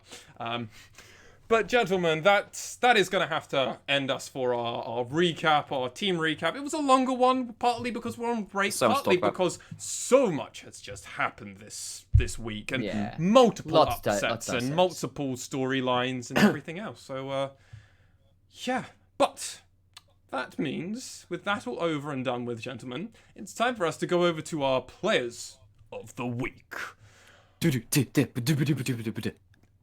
As always, with Players of the Week, we have picked our personal Players of the Week, not potentially the actual best player of the week, but they are our own personal Players of the Week. We go by people, we all say our Players of the Week, and then minority gets to do it, or if we're all in unanimous, then we go it. And if it's not, then if we've all gone completely different, the person who's currently speaking then the next one, then the next one. I know the order because I go first. Then it's Initia1ise, and then it's Nymaera, so they can do jungle and mid as their dedicated roles. Gentlemen, my top laner of the week is Apperman. Initia1ise, your pick? I went with Paz. Okay, and then Nymaera. I also went with Apperman. I joined you, Lexi. Okay. Feels good to be joined by Nymaera, especially to begin with. Initia1ise, as the minority, explain your point, which shouldn't be too hard. Yeah, so I was deciding, to be completely clear here, kind of between Apperman and Paz. I sided with Paz partly because it was something I had been asking to see out of V3 for a couple of weeks, which was, can you play your side lanes a bit better? Can you play through Paz a bit more? This was a week where they really did that. The Renekton game versus Axis in particular really impressed me with how he was playing the side lane. And his Ornn game versus DFM was not versus DFM. It was the Ornn game versus Jester. Yeah, it was really good as well. Some great team fight moments out of him. Whereas for me, Apperman's amazing Mordekaiser game was superb. Whereas his Aatrox game was a little bit more like fine, but not like superstar, I guess. So it was a difficult one for me to call, but I went with Paz mainly because of what it meant for V3 a little bit more. Yeah. I mean, part of it that gave it to me is they beat DFM this week, and they looked good. And Apperman played a really good Mordekaiser, and he kind of put Ebby in the ground. And Ebby has been known as the best top laner, and he definitely isn't at the moment in my power rankings after this week. So now I'm like, well, Apperman does Apperman things. I think that the Mordekaiser pick was genius, and he played it super well versus Ebby. He crushed the 1v1, crushed the team fights, and that, like I said, he solo carried a victory versus DFM, which is something which is significant in its own right. Let's be honest, V3 took games against the two lowest teams in the standings, and that does. Yeah. Don't hurt my other picks. Shh. Sure. No, I get that. But particularly in this one where it wasn't like an out best player, for me, because it was kind of that. I was like, okay, what are the tiebreakers here for me? What's actually splitting the difference for me? It's like, I also honorable mention. Sorry to buck you off there. Honorable mention Ray Farkey in my eyes. Also, yeah, or Cog. And that's the thing, right? Yeah. Apperman also beat Ray Farkey. And that's the thing. Apperman beat our for this season our two best top laners in the region, that as we've rated them, right? Ebby and Ray Farkey. Yeah. And he looked really good doing it. So yeah, I mean, Apperman, he took over games. He played really well on his Aatrox, he always does, and he played fantastically on a Mordekaiser, which no one else has brought out yet. So, which I think's a mistake. In all honesty, we're going to talk about that later. Oh yes, we will talk about that later. Versus Wukong. Well, multiple things I've actually got about Mordekaiser. Anyway, Initia1ise, our jungle resident man that loves the jungle and his dominatrix women, as Evelyn and Elise. I gotta do you like that, I'm being typecast here. But wait. You keep asking for Boogie on Cast to play one of these champions. Yes, so, that's very true. That's why I'm going to bring it up. I'll take it. I have an idea of who your jungler might be, but who's your jungler? I think we might already have basically spent a good 10 minutes saying how damn good this guy was. No. He is the highest KDA jungler in the world. He is in fact Boogie for me as the jungler this week. Okay, Nymaera, let's just double check. Who's your jungler this week? I mean, I'm not being that controversial. Even I couldn't do that. Of course it's Boogie. Of course it is. Yeah, that's 3 for 3. That obviously wasn't too hard. Obviously, Initia1ise, you get to take the lead as you are the jungle man. Bluntly, if you manage to come out of a weekend and get a 40 KDA overall, I don't care who you're playing against. It was that big? That is absurd. He didn't die. He got 20 kills and 20 assists. He was playing Graves and Lee Sin, which aren't exactly non-interactive champions where you don't have to put yourself at risk. You got a quadra kill. He got a quadra kill in a 3 versus 5. What more can you do? This man was utterly obscene this week. It was pretty and we don't need to mention anything else. The guy's just really fucking good. Yeah, in all seriousness. Should have been playing Alawi. That felt like hentai, and good lord, that was inappropriate for stream. Oh my! But in all fairness, yeah, he's just that good. That's it. He's the best. He's maybe the best jungler in the world that isn't in a major region. Right up there. There's a contest. And he also might just be one of the best junglers in the world. Outside of that, he might be the best minor region player in the world at the moment. He's definitely up there. Crazy hot. At least he's performing, right? Oh, 100%. And that was a question we asked. Coming out of spring into summer, that was a question that we asked. Can he keep doing this? Apparently, he can do better. So yeah, fuck it. Nymaera, take this shit away from me. Who's the mid laner? So I have honorable mention. I'll start with that to Ace, but my player of the mid lane this week is Pyrion. Okay. Well, I have sided with the honorable mention of Ace, which I don't think anyone's particularly surprised about, as I do have some vague biasy towards him. But Initia1ise? I actually went with Pyrion too. That's fair. So I will say it was a bit of an odd week to choose mid laners. Yeah, that's my whole point of my spiel here. Pyrion had a really, really good game, but then a kind of game. And I was kind of like, but then Ace had the exact same. So I was kind of like, well, what am I going to switch with? Oh, wait, personal preference I get to do here. Fuck it, I'll slam Ace in. And then that was it. I think if in other weeks, Pyrion could have just slammed this. But honestly, mid lane looked kind of this week for me. Yeah, I'm with you. It was a bit. At least he was very inconsistent, right? Like we had games where like Dashy went 10-1 and 10, and then promptly inted. Arya did the exact same for the first time, really. Pretty much, yeah. Yeah. Syros kind just didn't get a kill, I think, this week. No, he did. He got 2 kills kills on Syndra, but then 0 kills or anything on Heimer. And the Heimer was split pushing and and all that O2, kind of jazz. So... Yeah, it was split pushing fine, but like it was doing damage in team fights, but it wasn't getting them team fight wins. And it's like Yu-Gi-Oh had one great game and then promptly inted. So it's... if you want to, probably I'll let you go on why you kind of put Pyrion as your mid laner out probably as well. I mean, yeah. So I know that his Azir game kind of looked kind of bad on paper, I guess. I mean, he looked back at the end of the game. He's still like, he's still crushed lane. He went 3-1 and 3. He had a lot of stuff forced out of him, but did it actually cost his team, like in the grand scale of things? No, he still scaled up to a point where he was doing a lot of stuff, and he put out a fair amount of damage on that pick. And of course, he just got put a Flame Horizon, Yeah, and he still had some good. Yeah, and he still had like some really good shuffles to like keep himself safe. And he self peeled that game better than most Azirs do. So I'm not totally agree. I'm not saying it's a bad game. I would say it was good actually. I would even go as far as to say just on the micro level it was pretty good. And of course then when it came down to objectives, everything went their way. And then the Zoe game. Oh, it's what I loved about that first game versus DFM. Because again, much like the Zoe game versus Saros Zerath and stuff in their first matchup versus them, his fundamentals, it's my buzzword of the split, but like the way he knows how to control his wave, position in lane, reset very well, and play around his jungler is just so far above so many mid laners. And actually, given that he's playing with a jungler of the caliber, I think that actually, in terms of the net level of mid jungle, I think Sengoku have that over any other team right now. Yep. Even so, because DFM is slumping. We've had questions about Unica, Ace, and Boogie. While they're very good, we like to see them out of lane rather than in lane and stuff like that. Yeah, I think that the way Pyrion has lined up with Blank has been so good to watch. And he's doing it just with such consistency too. Also, can I just add a slight thing for the DFM Sengoku game, which we all forgot to mention? Sengoku BM'd DFM with no banning on 5th round.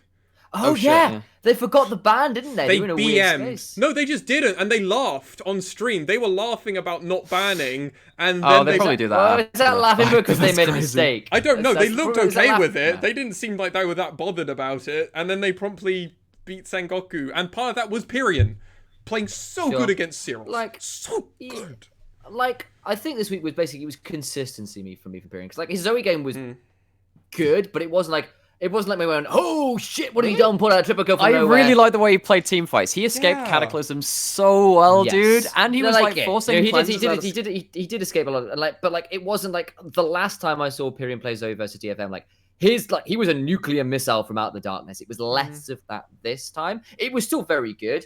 But for me, the reason I did it was I think he was really consistent and did it on a high level, whereas some of the other ones I felt were a little more inconsistent. I mean, he didn't really have time to get there because top and jungle from DFM had entered the game. So, I mean, he just kind of got to go, fuck it, whatever. I guess I'll just go 3-0-5 against a Jarvan and a Syndra. That should... Yeah, that's really good into Zoe. And a gang. Yeah. And gang on Thresh, really which again, Thresh is hard, but if you predict where she's going, you should be able to land it. But and there was some really good points where he was using a lot of his spell thief stuff to get extra. So he picked up a ghost. He picked up a ghost to dodge out on a stun, which was being set up so far in advance for DFM, and if that landed, maybe it blows open. But Pyrion it's just really hard to gank. It's just really hard to gank. Yep. Yep. Okay. Yep. I like how we're all in agreement that Pyrion is very good, Played and well. Ace was an Played very well honourable this week. mention, and that was it for this week. Yeah. Yep. Cool. All right. Well, gentlemen, my AD carry of this week, to be fair, we already hyped this man up for about 5 minutes as well. I picked Archer as my AD carry. Initia1ise, who is your one? I've gone with Honey. Yep, I know, I expected that. Yeah. So, my honorable mention is Whoa. Archer, and then I chose Honey. So actually, minority somehow for Archer, which is not something which I saw really. So in all fairness, I couldn't give it to them because of their Jester game. That was the only reason I couldn't. And Archer, personally, he's playing the best Ashe in the region at the moment. He is. And he got back-to-back Ashe games. And yes, it's against the Jesters. And yes, it's against Axis, who have got a substitute bot lane in. And yeah, it's not ideal. But this man can just land ults from across the fucking map. He doesn't need to be the carry, but he can also be the carry. He did one game against Rascal Jester where he wanted to be the secondary carry, but then against Axis, he wasn't the main carry. He can, it's just so fucking good, man. But me going how good Archer is when we've already did 5 minutes doesn't really say much. So, go on. I'll let you both gush about Honey, a player that I normally gush about. Yeah, so his game versus, who did they beat? They beat Axis. Axis, yeah. It was off the back of some really, really good play from his Callisto. Again, he went 6-1 and 16.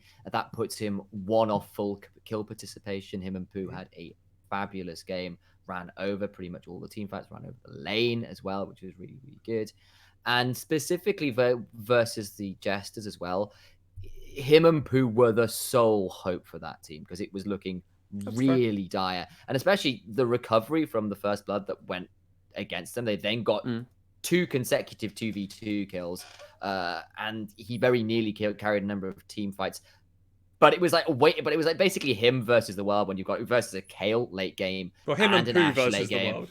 Well, yeah, Ashe late game, and then you got a Trundle Nautilus frontline with Karma backing up two attack speed carries. Like that is a nightmare to begin with, and even then he nearly got some rend reset team fight wins. So I think it was a good game versus Axis and an impressive losing performance. A disappointing game, I think, for him specifically, right? Yeah, like he tried. It wasn't enough, but it impressed me enough to give him player of the week. I think I put more. If I was going to go for like absolute level, he's performing like the best. I would have gone with Archer, but just for this week because Honey was pretty much the only reason his team was close to winning the first game and was a huge part of winning the second game. Like I thought I'd give him the tip of the hat, and it was something which I kind of like came down to pretty much a coin flip. But maybe I should have rolled a dice for it.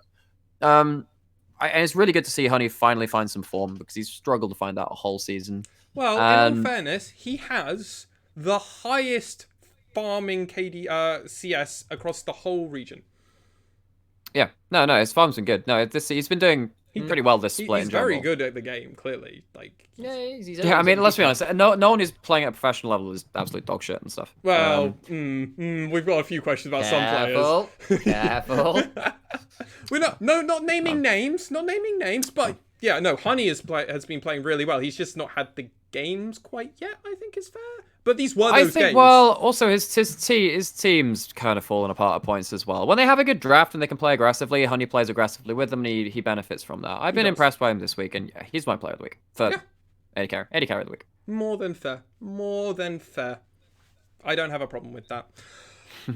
I mean, I didn't pick him, and I'm normally the person that picked Honey. I think in Spring Split, I was the only one that picked Honey, so I'm like, I want more from him. Higher expectations, and my problem, I don't know, dude. Axis and Rascal Jester, man. Fuck, man. Fuck. Right. Initia1ise. Sir, your support of the week, if you may. I went with NT. Okay. I'm slightly flabbergasted here. Nymaera? I went with Reiner, but now I suddenly kind of want to go with NT. I'm going to keep with Reiner, but... Yeah. Reiner's the correct pick if you're going on opinions here, so I agree with you. Go on. Don't go changing now. Okay. No. It's all Reiner. But minority. Go. Okay, so I think he had a good game versus DFM on the Nautilus, made some really good hooks, particularly catching people who'd already been sort of slept and stuff, which was really important. That game was less fantastic. There were a few times when like Utapon managed to escape on a Thresh Lantern after like arrows and depth charge were slightly mistimed, that kind of thing. But it was a decent game. But the Bard game versus Burning Court was so damn good. Like, he hit so many tempered fates onto Yuhi. I cannot begin. Yuhi spent more time gold than he did walking around, it felt like, towards that late game. And it's gonna be a solo queue rank after that game. And like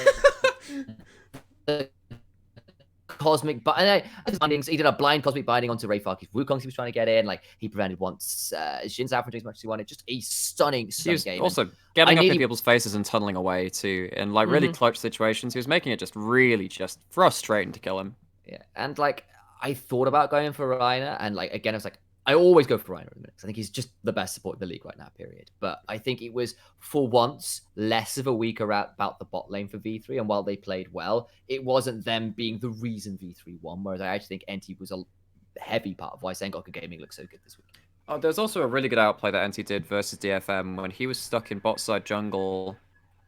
Steel tries to ult him, and it's into like a thresh. Well, it was like, and he Zonya's the Seros, the Syndra stun afterwards, and then like gets an ult turnaround for like aftershock and stuff. And like he turns around to play around their wolves, which started the snowball return for Sengoku in that game. And NT was a large part of it, turning what should have been a pick onto him into a pick onto DFM. He had some monster moments. He also got to death charge, kill Ebby, which is always a fun. Twice.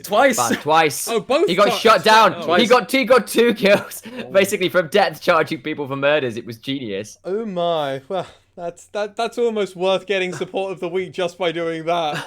I mean, beautiful. Yeah. Nymaera, would you like to take why you picked Reiner for your support of the week? I mean, the guy didn't die all week, and as much as like Boogie had a KD of 40, Reiner's somehow only just behind him on like 25. Wait, really? And, like 0-0-25 or like 1-0-25 or something like that. Yeah, the guy plays anything to the... if he plays a champion in the support role, he is the best at playing that champion in the LJL, period. Right now, yeah. That's it. Right now, I mean, no one has a better champion that he has played, if he has played it. His set support versus the Rascal Jesters was unparalleled. Whenever he was engaged onto, he was either finding a way to turn around to kills or just get out with a sliver of HP and make sure he's using his body to the highest extent. And his Thresh is just such a wonder to behold. And he did that versus Axis, and he hits everything. He gets lanterns, he rotates, he team fights. The guys are so good. I don't think I could say it better myself, so I won't. I will not. But, Nymaera, with that said, who is your overall player of the week? It had to be someone from V3. I've gone with Boogie. Initia1ise, who is your player of the week? Second verse, same as the first. The man with 40 KDA, it's Boogie.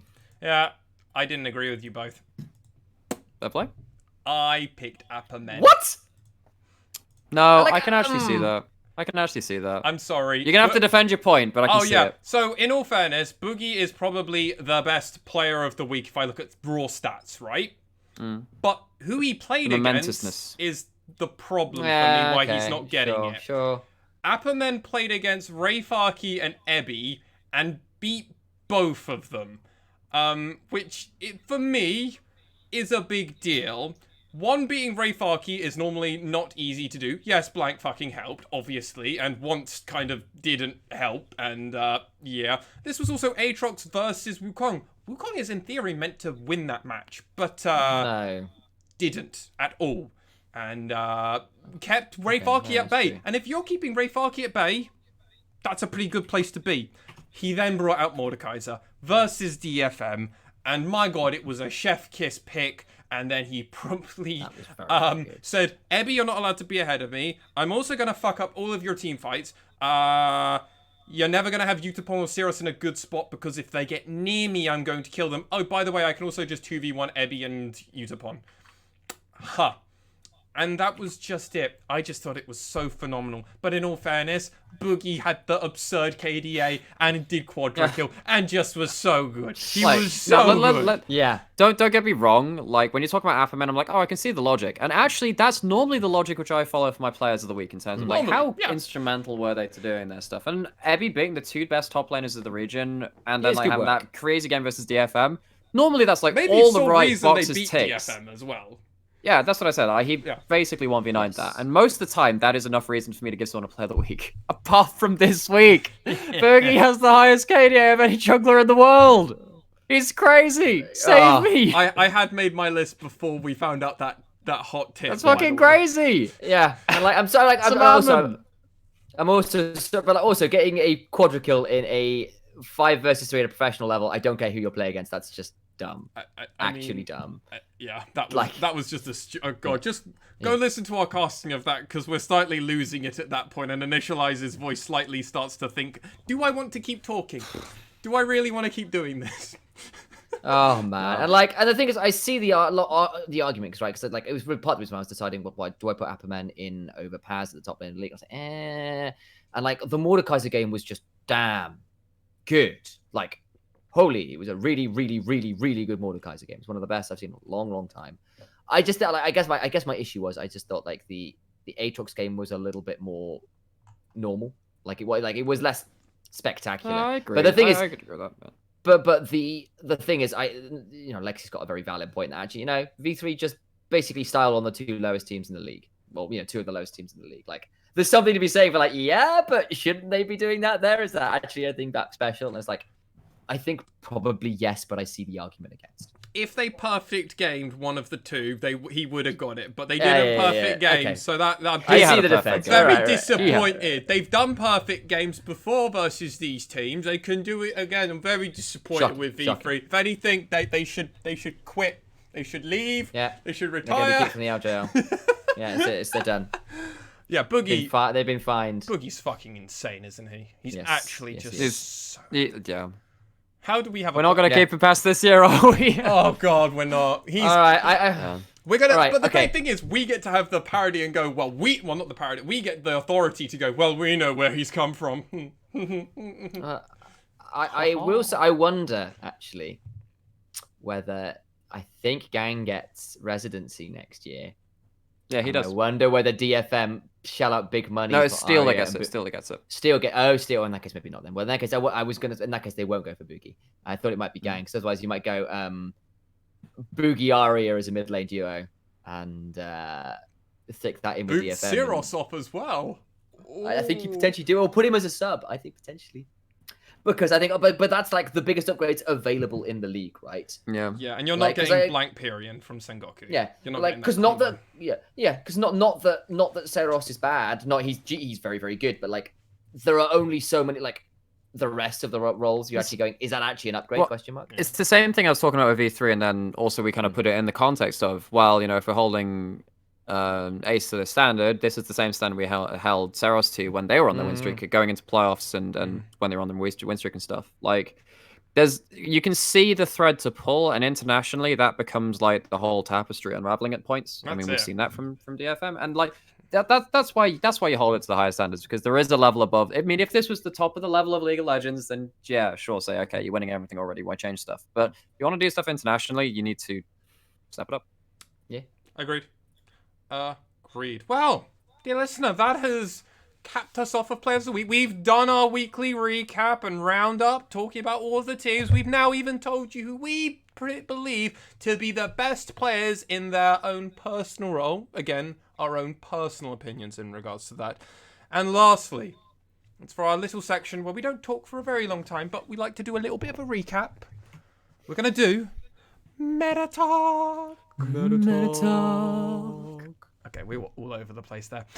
We could have been worse. Could have been worse. I don't know. Yeah, probably we could have done it worse. Yeah. I'm looking forward to the soundbite one day that Sam will give us, and it will just be like multiple. It will be almost an echo chamber of meta talk, and I'm looking forward to some Lovecraftian horror where, like, I don't know, it's like very Revelations-y when the archangels have like hundreds of eyes and millions of wings, and it's like singing this random ass meta talk line. Jesu Donai meta talk. Domin who did I do? Domin. Yeah. Oh, okay, I will not do. I'm not doing this as Dorime. Like, I refuse. That's a niche meme at best. And I got in trouble for bringing it on cast. I'm not bringing it to the podcast. I shouted at you because, like, dude, you can't just bring up niche. This is the problem with us bringing up references which no one understands, Sam. I mean, that's just us in general. It's one time at band camp. This one time.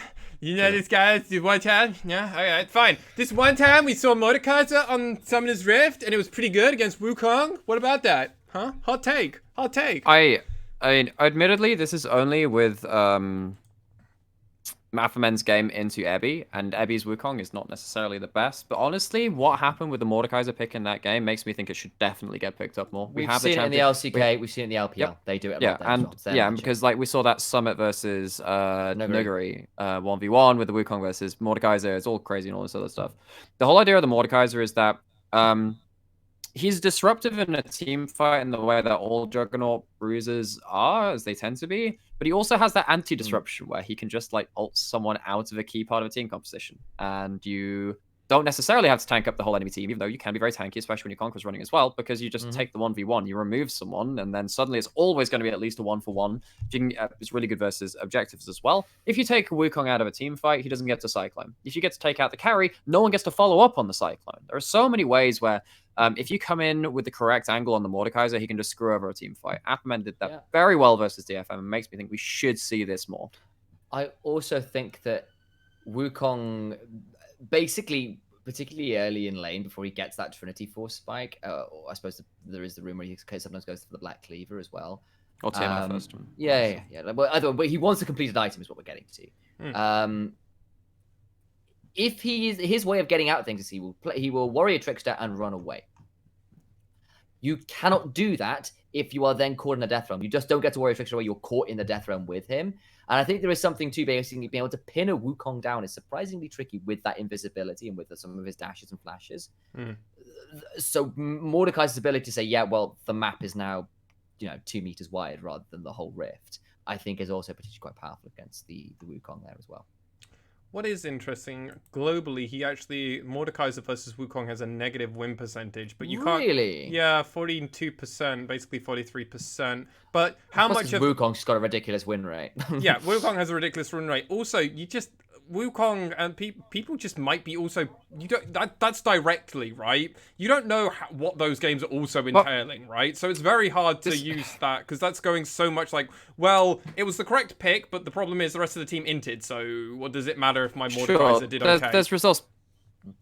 Well, so for instance, Malphite is also seen as a Wukong counter, because eventually Wukong can't do anything to Malphite. And Wukong over like all leagues, including national up to top tier and stuff, has like a 62% win rate versus Malphite too. So again, there's a little bit of results-based analysis in there. In the 1v1 in terms of the game plan, most of the time Mordekaiser and Malphite, I like them into that matchup just because of the game plan. The game plan you can play around with them. Problem is there's a whole extra 4 members of each team tacked onto that matchup, and that can screw things around. But I like that in its own way. Yeah, and Wukong has basically a positive win rate against every fucking champion in this game at the moment, so you can only put so much of on. He's very strong. Yeah, he's got currently a worldwide. He's got 53 win percentage. Basically, if you sell a team, you lock in this champion, you've got a 53% of the chance to just win. That's just it. So I mean, interesting. Apart from DFM, who have a 0% win rate with that champion. And that's why the stats are being brought down a little bit in some spots. But I mean, that's just it, gentlemen. Our next champion or little point that we've got here is Volibear. Who put Volibear down? I mean, I put it down, but it's something which Sam wanted to... Well, Sam brought it up as like, let's look at this champion, and then it kind of came out. So we've seen it multiple times top lane. We've also seen it coming out of the jungle as well. It's coming out worldwide and stuff. He's quite good in the same way that Set and Olaf are. He's just another beef ball that kind of does some different things. He has a weird couple of play patterns in terms of turret dives because of his ult. He can run at you with his Q, particularly in an extended lane if you're into like a 2v1 and you're a squishy carry, like for instance to Kale or something and you're trying to 2v1. He just kind of keeps running at you. It's really scary. And the thing is, he can build tank and still have damage, right? That's Yes. kind of a big deal too. And also for junglers that are not as aggressively minded and good at things like Graves, Kindred, Echo, for example, opposed to the LJL. Volibear is another way to be effective in the current meta while still still being able to sort of like brawl with some of these other pretty dangerous picks. I mean, say for the LEC, for example, Graves has a really bad win rate in the LEC right now. It's not very good over there. Volibear, on the other hand, is looking pretty damn good. And sometimes that's just jungle play pattern. And I think Volibear is another way of playing the jungle right now that is still a way you can kind of carry, but be a frontline too. It depends on who the dominant teams and what their play style patterns are as well. Like, to be honest, I actually think that Boogie. So I mean, so I know one of the guys that casts the PCS, and I was talking to him about Hannah, you know, the other guy with the really high KDA on in the jungles and stuff like that. I was like, well, how good is he? And he's like, oh, you know, he's definitely like a top 2 jungler, and he's really good if his mid lane is playing on the same page and stuff. And I was asking my questions myself about Boogie, and I'm like, honestly, this guy plays everything and does well regardless of how his team's doing. Like, he's just going to do anything anyway. So maybe that warps the stats in terms of like a load of different champions, because like he's always going to win on every champion regardless of the matchup. I mean, and that kind of happens across some regions. It's not terrible to say that. I mean, the good thing about Volibear and why I like the champion a lot at the moment as well is it's a definite flex pick. He is good in the jungle and he's good in top lane. You do not also represent what type of game you're playing with Volibear, because Volibear is just so fucking good at the moment. You kind of just go, lock in Volibear, he'll be our tank, he can engage, he can also disengage pretty well, he can do a wide variety of things, he can clear waves if you need to have him be a split pusher, he can do a bit of everything. A way that one of my friends... build Leandries. Yeah, he can. Yeah, and you can build Gunblade and stuff on him, and that's also not an incorrect way to do it. It's not the best way, but it's not an incorrect way, which is just like, oh, okay, goody. This champion is kind of giga strong at the moment. Yeah, and that's just good place to see it. Our next champion on the list, which I imagine is going to be a fun one. We've already talked about her a few times, and it's Ashe and what she's doing at the moment. We first brought this up when Gango picked it against the Hawks from CGA there, and I loved what they did in the draft because they knew that Ezreal Yumi was so high priority. If you first pick an Ezreal and then like an Ashe is locked into you and like R1, R2, like those first 2 picks, you don't want to pick the Yumi because it makes it really, really hard to survive in that lane because you just get picked off. And in the same way, Ashe is really good into people where if you are CC'd, you don't really have counterplay to it, which is why we're also seeing Tahm Kench come back as well. But Ashe is, I know, Sam, you've got a lot of opinions on it. Yeah, I think there's something to that. I think Ashe at the minute sits really, really well into pretty much every other major STA AD carry. You can win versus the Athalios, where you just actually outrange him a little bit. You can slow him so he can't walk away. Your ult stuns him in place. That's all really good. We talked about the Ezreal. That puts her in a great spot to begin with. She has multiple build paths, does well against tanks, can build full crit if you want to. Hurricane on her is pretty dumb. The slows as well against a lot of champions, which are not as hard engaged as we're used to. It's things like Set who need to run at you to get close enough. Even something like a Renekton, like there are some exceptions. So there are the hook picks from support probably come to mind. Probably most players, Nautilus and Thresh. You can still get on top of her, and Ashe without safety is still definitely flashed on topable. Yes. But bringing hard engage when Varus is being banned a lot at the minute, she team fights super well at the minute and counters, and there's not that many hard engaged champions right now in the game, especially when junglers are going more towards things like the carries right now, generally speaking. Probably well. We are starting to see a bit more Leona. That's one thing which Mm-hmm. might make things a bit more awkward. But yeah. So there's something to she's hard, you know, the way you counter Ashe is hard engaging, right? Getting beyond her distance where she can just slow jump on top of her and she dies. Yeah.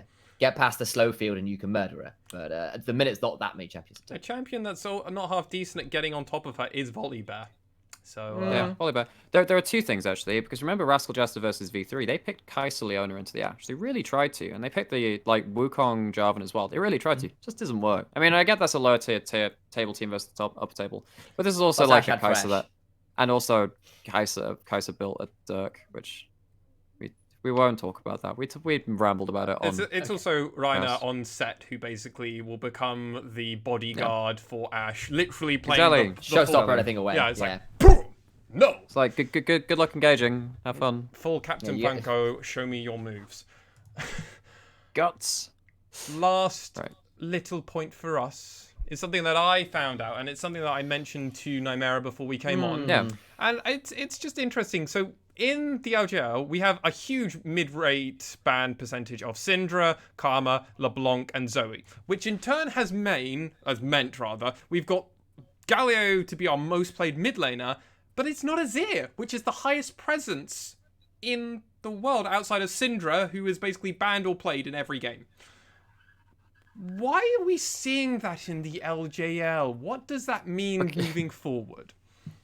To put it quite simply and not try and throw too much shade, there are a lot of mid laners which teams don't want to play around because of the way they play and how individually good they are mechanically. I look at some of the... I mean, we've got two rookie mids coming in, right? Yujo and Pink, and neither of those guys are people which have particularly slotted in the aggressive mechanical playstyle. Pink with besides the Katarina. Yeah, but like... But he's a different... He's never getting getting one it man again. at that point. However, I would never say that about a one trick, because one tricks are a completely different kind of phenomena. And obviously he's very good at that Katarina. It doesn't really transfer to the rest of his champions. It doesn't. I mean, heck, there are so many other mid laners. Yujo, Pink, Ace probably as well. Those three and are players that immediately don't really want to be played around themselves. No. But Ace at least can still play the LeBlanc, can play the Zoe and the Syndra and the Karma. Yeah, but that's not the Azir. That's not the Azir. He's not really the backline DP. He's not the only backline DPS champion he has really is Syndra. Oh yeah, 100%. That's it. Outside of everything LeBlanc else that gets hella deep. Really. No, but that's she's not a really bit of a different style of champion. She's a different anyway. style again. She's like hyper mobile burst rather than like DPS. She doesn't like if you just cast all your abilities on cooldown, who's going to do more damage? It's going to be someone like a Syndra or an Azir, right? Who are our Azir players? It's Pyrion is probably the top of the list, and then Arya and Seros play it. Gary can. Seros played it during playoffs. He played it during playoffs, and he played it well, but he's not played it this split. That's one of the weird things, right? So the weird thing, the thing which makes logical sense to me is that there are a couple of mid laners which people don't really want to play around mid, and Azir needs to be set up to succeed. So that means that we're probably going to see more Galio, which means you get out of lane, rather than Azir, which means you stay in lane, you farm. The weird thing for me is, why is Seros not playing it so much? That's the weird thing, because there are a couple of mid laners. You could argue this week he probably should have played it. There was an argument for it. I mean, I guess the thing is, maybe they were looking for something that people just have less experience because that's what Heimerdinger can be. But I don't know if that argument really works anymore, because they've maybe not been winning consistently on these kind of fun, maybe. good and fun picks of his. It's not offering the same pressure that we saw in spring anymore. They did during the finals, remember? Yeah. First game of finals, but even then. The pick was they played really well around that pick in a macro sense, so maybe it props up their macro somewhat. But then DFM have been struggling in that regard a lot. Their game plan has really suffered regardless of the champions. You've also got to remember that Steel has been playing consistently around top, and you're not going to get this and Heimerdinger is somewhat self-sufficient. You just throw the turrets and it's hard to gank you. Well, And I think the other thing, as I will say, is actually we've got quite a lot of Echo mid players. And Echo is pretty good. We've seen Echo as a kind of off-standard pick into the Azir. I mean, think about who we've got as Echo players. Arya plays Echo. We know Gary Arya plays Echo. Seros plays Echo. There's quite a few on there that are willing to pick up the Echo into that matchup. And when globals are kind of a pretty big thing in the meta right now anyway, it's well, why take the risk when we know there's Echo players? We don't have to ban that, and we want to play around globals anyway, so just pick Galio. I mean, not a terrible idea, but even someone like Dasher, who's the team does try and play around, hasn't played in Azir. He's played 2 Galio games. Yeah. I think Dash is. That's what I said about Dash's playstyle. He's like Irelia LeBlanc. Corki, I guess. I mean, we know that Arya. We know that Arya plays it. He does he wants something with a little bit more early agency, and I think that's something to be said about a lot of the teams right now. Galliardo's played it a couple of times. So the ones which I'd say probably should and maybe could be playing it a bit more. Galliardo, Pyrion, and Arya. But then again, how many of these teams actually want to peel back and in their Arya playstyle? are both also 6-2 right now, so why would they change what's already working, right? Exactly. They're not teams which really want to peel back. They want to be going on the front foot, and Azir can do that, but... Plus, they've been looking for counter picks, whereas Azir is a blind pick, right? You don't generally counter pick Azir. That's the big thing. I forgot. I realized that, yes. Because Arya is he's being left for counter pick, and also Gary Arya desperately needs the counter pick, so he has some way to desperately win lane. You saw the Tristana pick to try and get that. The thing is, though, DFM are looking for blind pick mids though, and like for instance versus Sengok, I'm with you there. They first picked it. It wasn't banned. It was first picked. And in fairness, Syndra really high priority champion. But like they could be doing this in other games with Azir, which isn't getting banned out as much. Yep. Like they could be doing that. Sure. Yeah, they could be, but they're not. And it's an interesting thing to notice that obviously Azir has such a high priority worldwide, but then that's just not a thing that's in the LJL, and it's like, where does that go later on? Interesting little bit of tidbit, interesting meta talk. Do expect a full meta talk episode where we have lots to dive into, and Nymaera will probably have a whale of a time going and telling me and Initia1ise, no, it's actually like this, you two idiots don't understand, and we're just like, well, we're still going to be skeptical, but we'll also admit when we're wrong when it happens, so it's fine. No. But we will, after this episode, dear listener, have 2 weeks of where we will have to fill with our own content. So do expect a few things. We've got a few topic ideas moving forward. So do not fret. We've got still LJL content to bring you, as well as all the data to really school over and really kind of gauge over. We've got some interesting things that we're going to bring to the table. We do have a question of the week, gentlemen. It comes from our resident Axis fan of Ishiki, who is probably a little bit sad that they're not doing brilliantly, but always up for helping out the community. By the way, his name comes from Ichi Shikanose, who is an idol, like one of the idol master girls. What? Ichi Shikanose. I don't know who that is, but cool. It's an idol master girl. There you go. Idol master girl. Good. Oh, unless I've fucked the name. Sounds weeb good. knowledge from the weeb man himself, despite the fact I lived in Japan. So with the break in the LJL, which other leagues are we going to be watching, gentlemen? What other leagues are you going to be watching, or even covering, or casting, or whatever? Got some stuff I can't talk about, but okay. Yeah. So there's some secret. But you can still answer the question of what leagues you're going to watch. No, no, I mean, I'm catching up with some stuff. Like, I'm trying to keep on top of LCS, even though it's really difficult. Because a lot of the time it's about time zone for me, right? I can't really watch a lot of stuff when we're doing LJL, of course. So that means, like, LPL, LCK, and a couple of other things. Kind of, But, so for instance, like I said, I know one of the guys in the PCS, so I try and catch up with a couple of the games from that, particularly because it's a region that we want to compare to as well. So I try and catch up with some of the PCS stuff, although a lot of times flicking through rather than like watching it in depth. LEC is probably the one which I watch most because it's just a good time zone for me. But LEC is going to be on break as well. Yeah. So I think for me, with both LEC being on break, and we just kind of mentioned while that was off, I think, of course, a bit of LCS because, it's kind of fun watching some of the Fiesta, and Cloud9 are a fun team right now. Trying to catch up with a bit more LCK and LPL because I think they're great regions right now. Even if the LCK, the sort of the mid to bottom half of the table is making me raise my eyebrows about their playstyle still being a little bit rough. I suppose the weird ones that I would be adding in is I am watching a little bit more of the UK scene right now. Yeah, I'm watching more national leagues actually. That's one thing I'm doing. So, that's been interesting to keep an eye on. Especially ERLs. it's kind of where, like, I guess is what we're casting a little bit more of these days. Is that kind of rank of, or just above that rank of play. So it's been interesting to keep an eye on. So the NLC, I suppose, is the kind of the one I'd put a name to, I guess.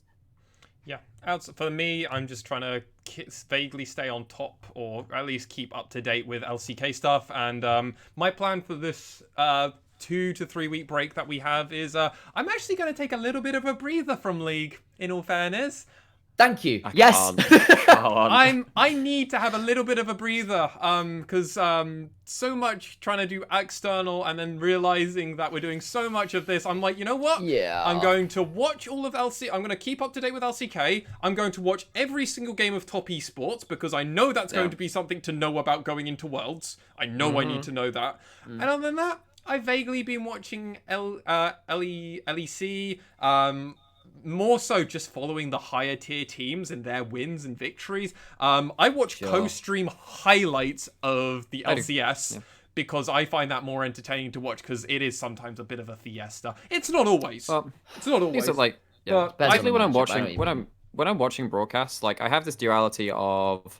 So I'll sometimes watch co-stream. Well, I'll sometimes watch the broadcast because it helps me with my own casting and it helps me pick up notes from that. Something which something which I'm always looking to improve at. But co-streams give me more potential game knowledge, which is something which I love to keep on top of as well, and at least just have something extra in the toolbox I can bring out in my own casts as well. So a lot of the time it's sometimes find it more entertaining. I'm not joking. I used to. Sometimes Yeah, just but I having mean, someone particularly- raging at a game is just hilarious. I mean, to watch. so as much as we cover, the 8 games a week as 3 of us, and what that means most of the time is that Lexi and I are doing half the games, and potentially we do all of them. Or and Initia1ise is doing all of them. I do all of them. Yeah, Sure, I'm right. doing all of them right now. Particularly as a color caster, when you're prepping for that many games, the amount of salient points you can actually bring out in each game starts to get limited. And like when I'm on like my 10th game in a couple of days, I just run out of shit to say. Yep. And sometimes it's like when you're watching an LCS, like I really feel that they only have 2 color casts. I'm just saying, like, guys, you are doing a really good job. You're actually doing a really good job, because if I was in that situation, I would not be able to do what you're doing. But it still drops the quality of it somewhat. Compared to something like, I mean, even like the LCK or LEC or whatever, right? Yeah, and like I will say that's kind of the joy of like of a setup like a co-stream, is you are not bound by what's going on in the game. You can take a point and run it as long as you want, even if other things is going on. You don't have to give way to a play-by-play, or a play-by-play doesn't have to give way to something else. Like, you can just say, okay, let's go in deep on vision and see what are they doing with this, and just have that long conversation discussion, which doesn't have to be tied to time and things, which you can't do in a cast. Also, you just don't have the space for it. Yeah, totally agree on that. Though I love the in-depth that you get from some co-streams that I watch, but I also love that they will immediately start talking about other things when the game is fucking over, which you can't do while you're casting. You still have to give it your all, and you still have to bait and keep with it. I mean, to an extent. Go and listen to me and Initia1ise kind of memeing towards the end of some of last week's games, because I definitely start turning off and go, nah, I'm not taking this seriously. And Initia1ise is trying to rein me back in, and I'm like, no. It got so bad with some of the games last week where I was even doing downtime on the notes I'm writing to them on their second screen. I'm just there and I'm like, haha, this funny. It's like, I think it was like talking about bilge-water cutlass, and I started talking about fencing. You started talking about fencing. That's how I was. By the way, that's a Nymaera fact. I used to do a lot of fencing. In fact, I went to the nationals 3 times in the UK. He's a very good fencer. There you go. There's a Nymaera fact for you. We have them on the stream. They're on their podcast. Yeah. Look at that. I did epee for my edge group. Look at that. Oof. Whereas I did the karate route. I'm officially a black belt, so I'm out of practice, so I'm only mildly dangerous now. I'm trying to think what I did. What did I do? I started smoking at 15. That's what I did. That's how I can contribute to society. All right, that's our producer, boys.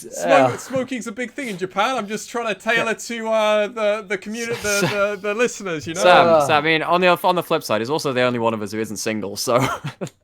Smoking gets you laid. Look, that's what you're learning from here. Dating within lockdown is a surprisingly challenging. Well, not a surprising. It's a very obviously challenging experience. Oh yes, so it is because of the pandemic that I am single. Yes, mate, trying to sustain a relationship during a pandemic's not fucking easy, man. I just say, like, oh man, this pandemic action is hard to come by, but sometimes you get it all in one go, and it's sweeter than cake. So. It's great. Well, that's the way to end the podcast. That is how we're going to end the podcast. Some sweet casting tidbits about the personal lives of your staff here. If they listen this long, they deserve it. They deserve this. There you go. Yeah, there you go, guys. That's your LJL officially fucked. We have it, and I mean, as always, I'm going to hand it over to Initia1ise and Nymaera for their closing sentence or phrase or whatever the fuck they want to say. I think I had a pretty good one just there, actually. Yeah, I'll allow you that. Mine and Nymaera's DMs are open. Hit us up. All right, there we go. Hit them up in the DMs, ladies and gentlemen. They haven't specified, so it's all fair game. I have been Alex, otherwise known as Anything by MaskedSwan. Of course, I have been joined by the gallant Sam, otherwise known as Initia1ise, Hapgood, and the sensational Alex, otherwise known as Nymaera Hapgood. That's why I give them names, because they're single and they need all the help they can get. Oh yeah, I just went there at the end. So yeah, make me feel even worse. Keep it going. Thank you so much for watching or listening, and we'll all see you very, very soon.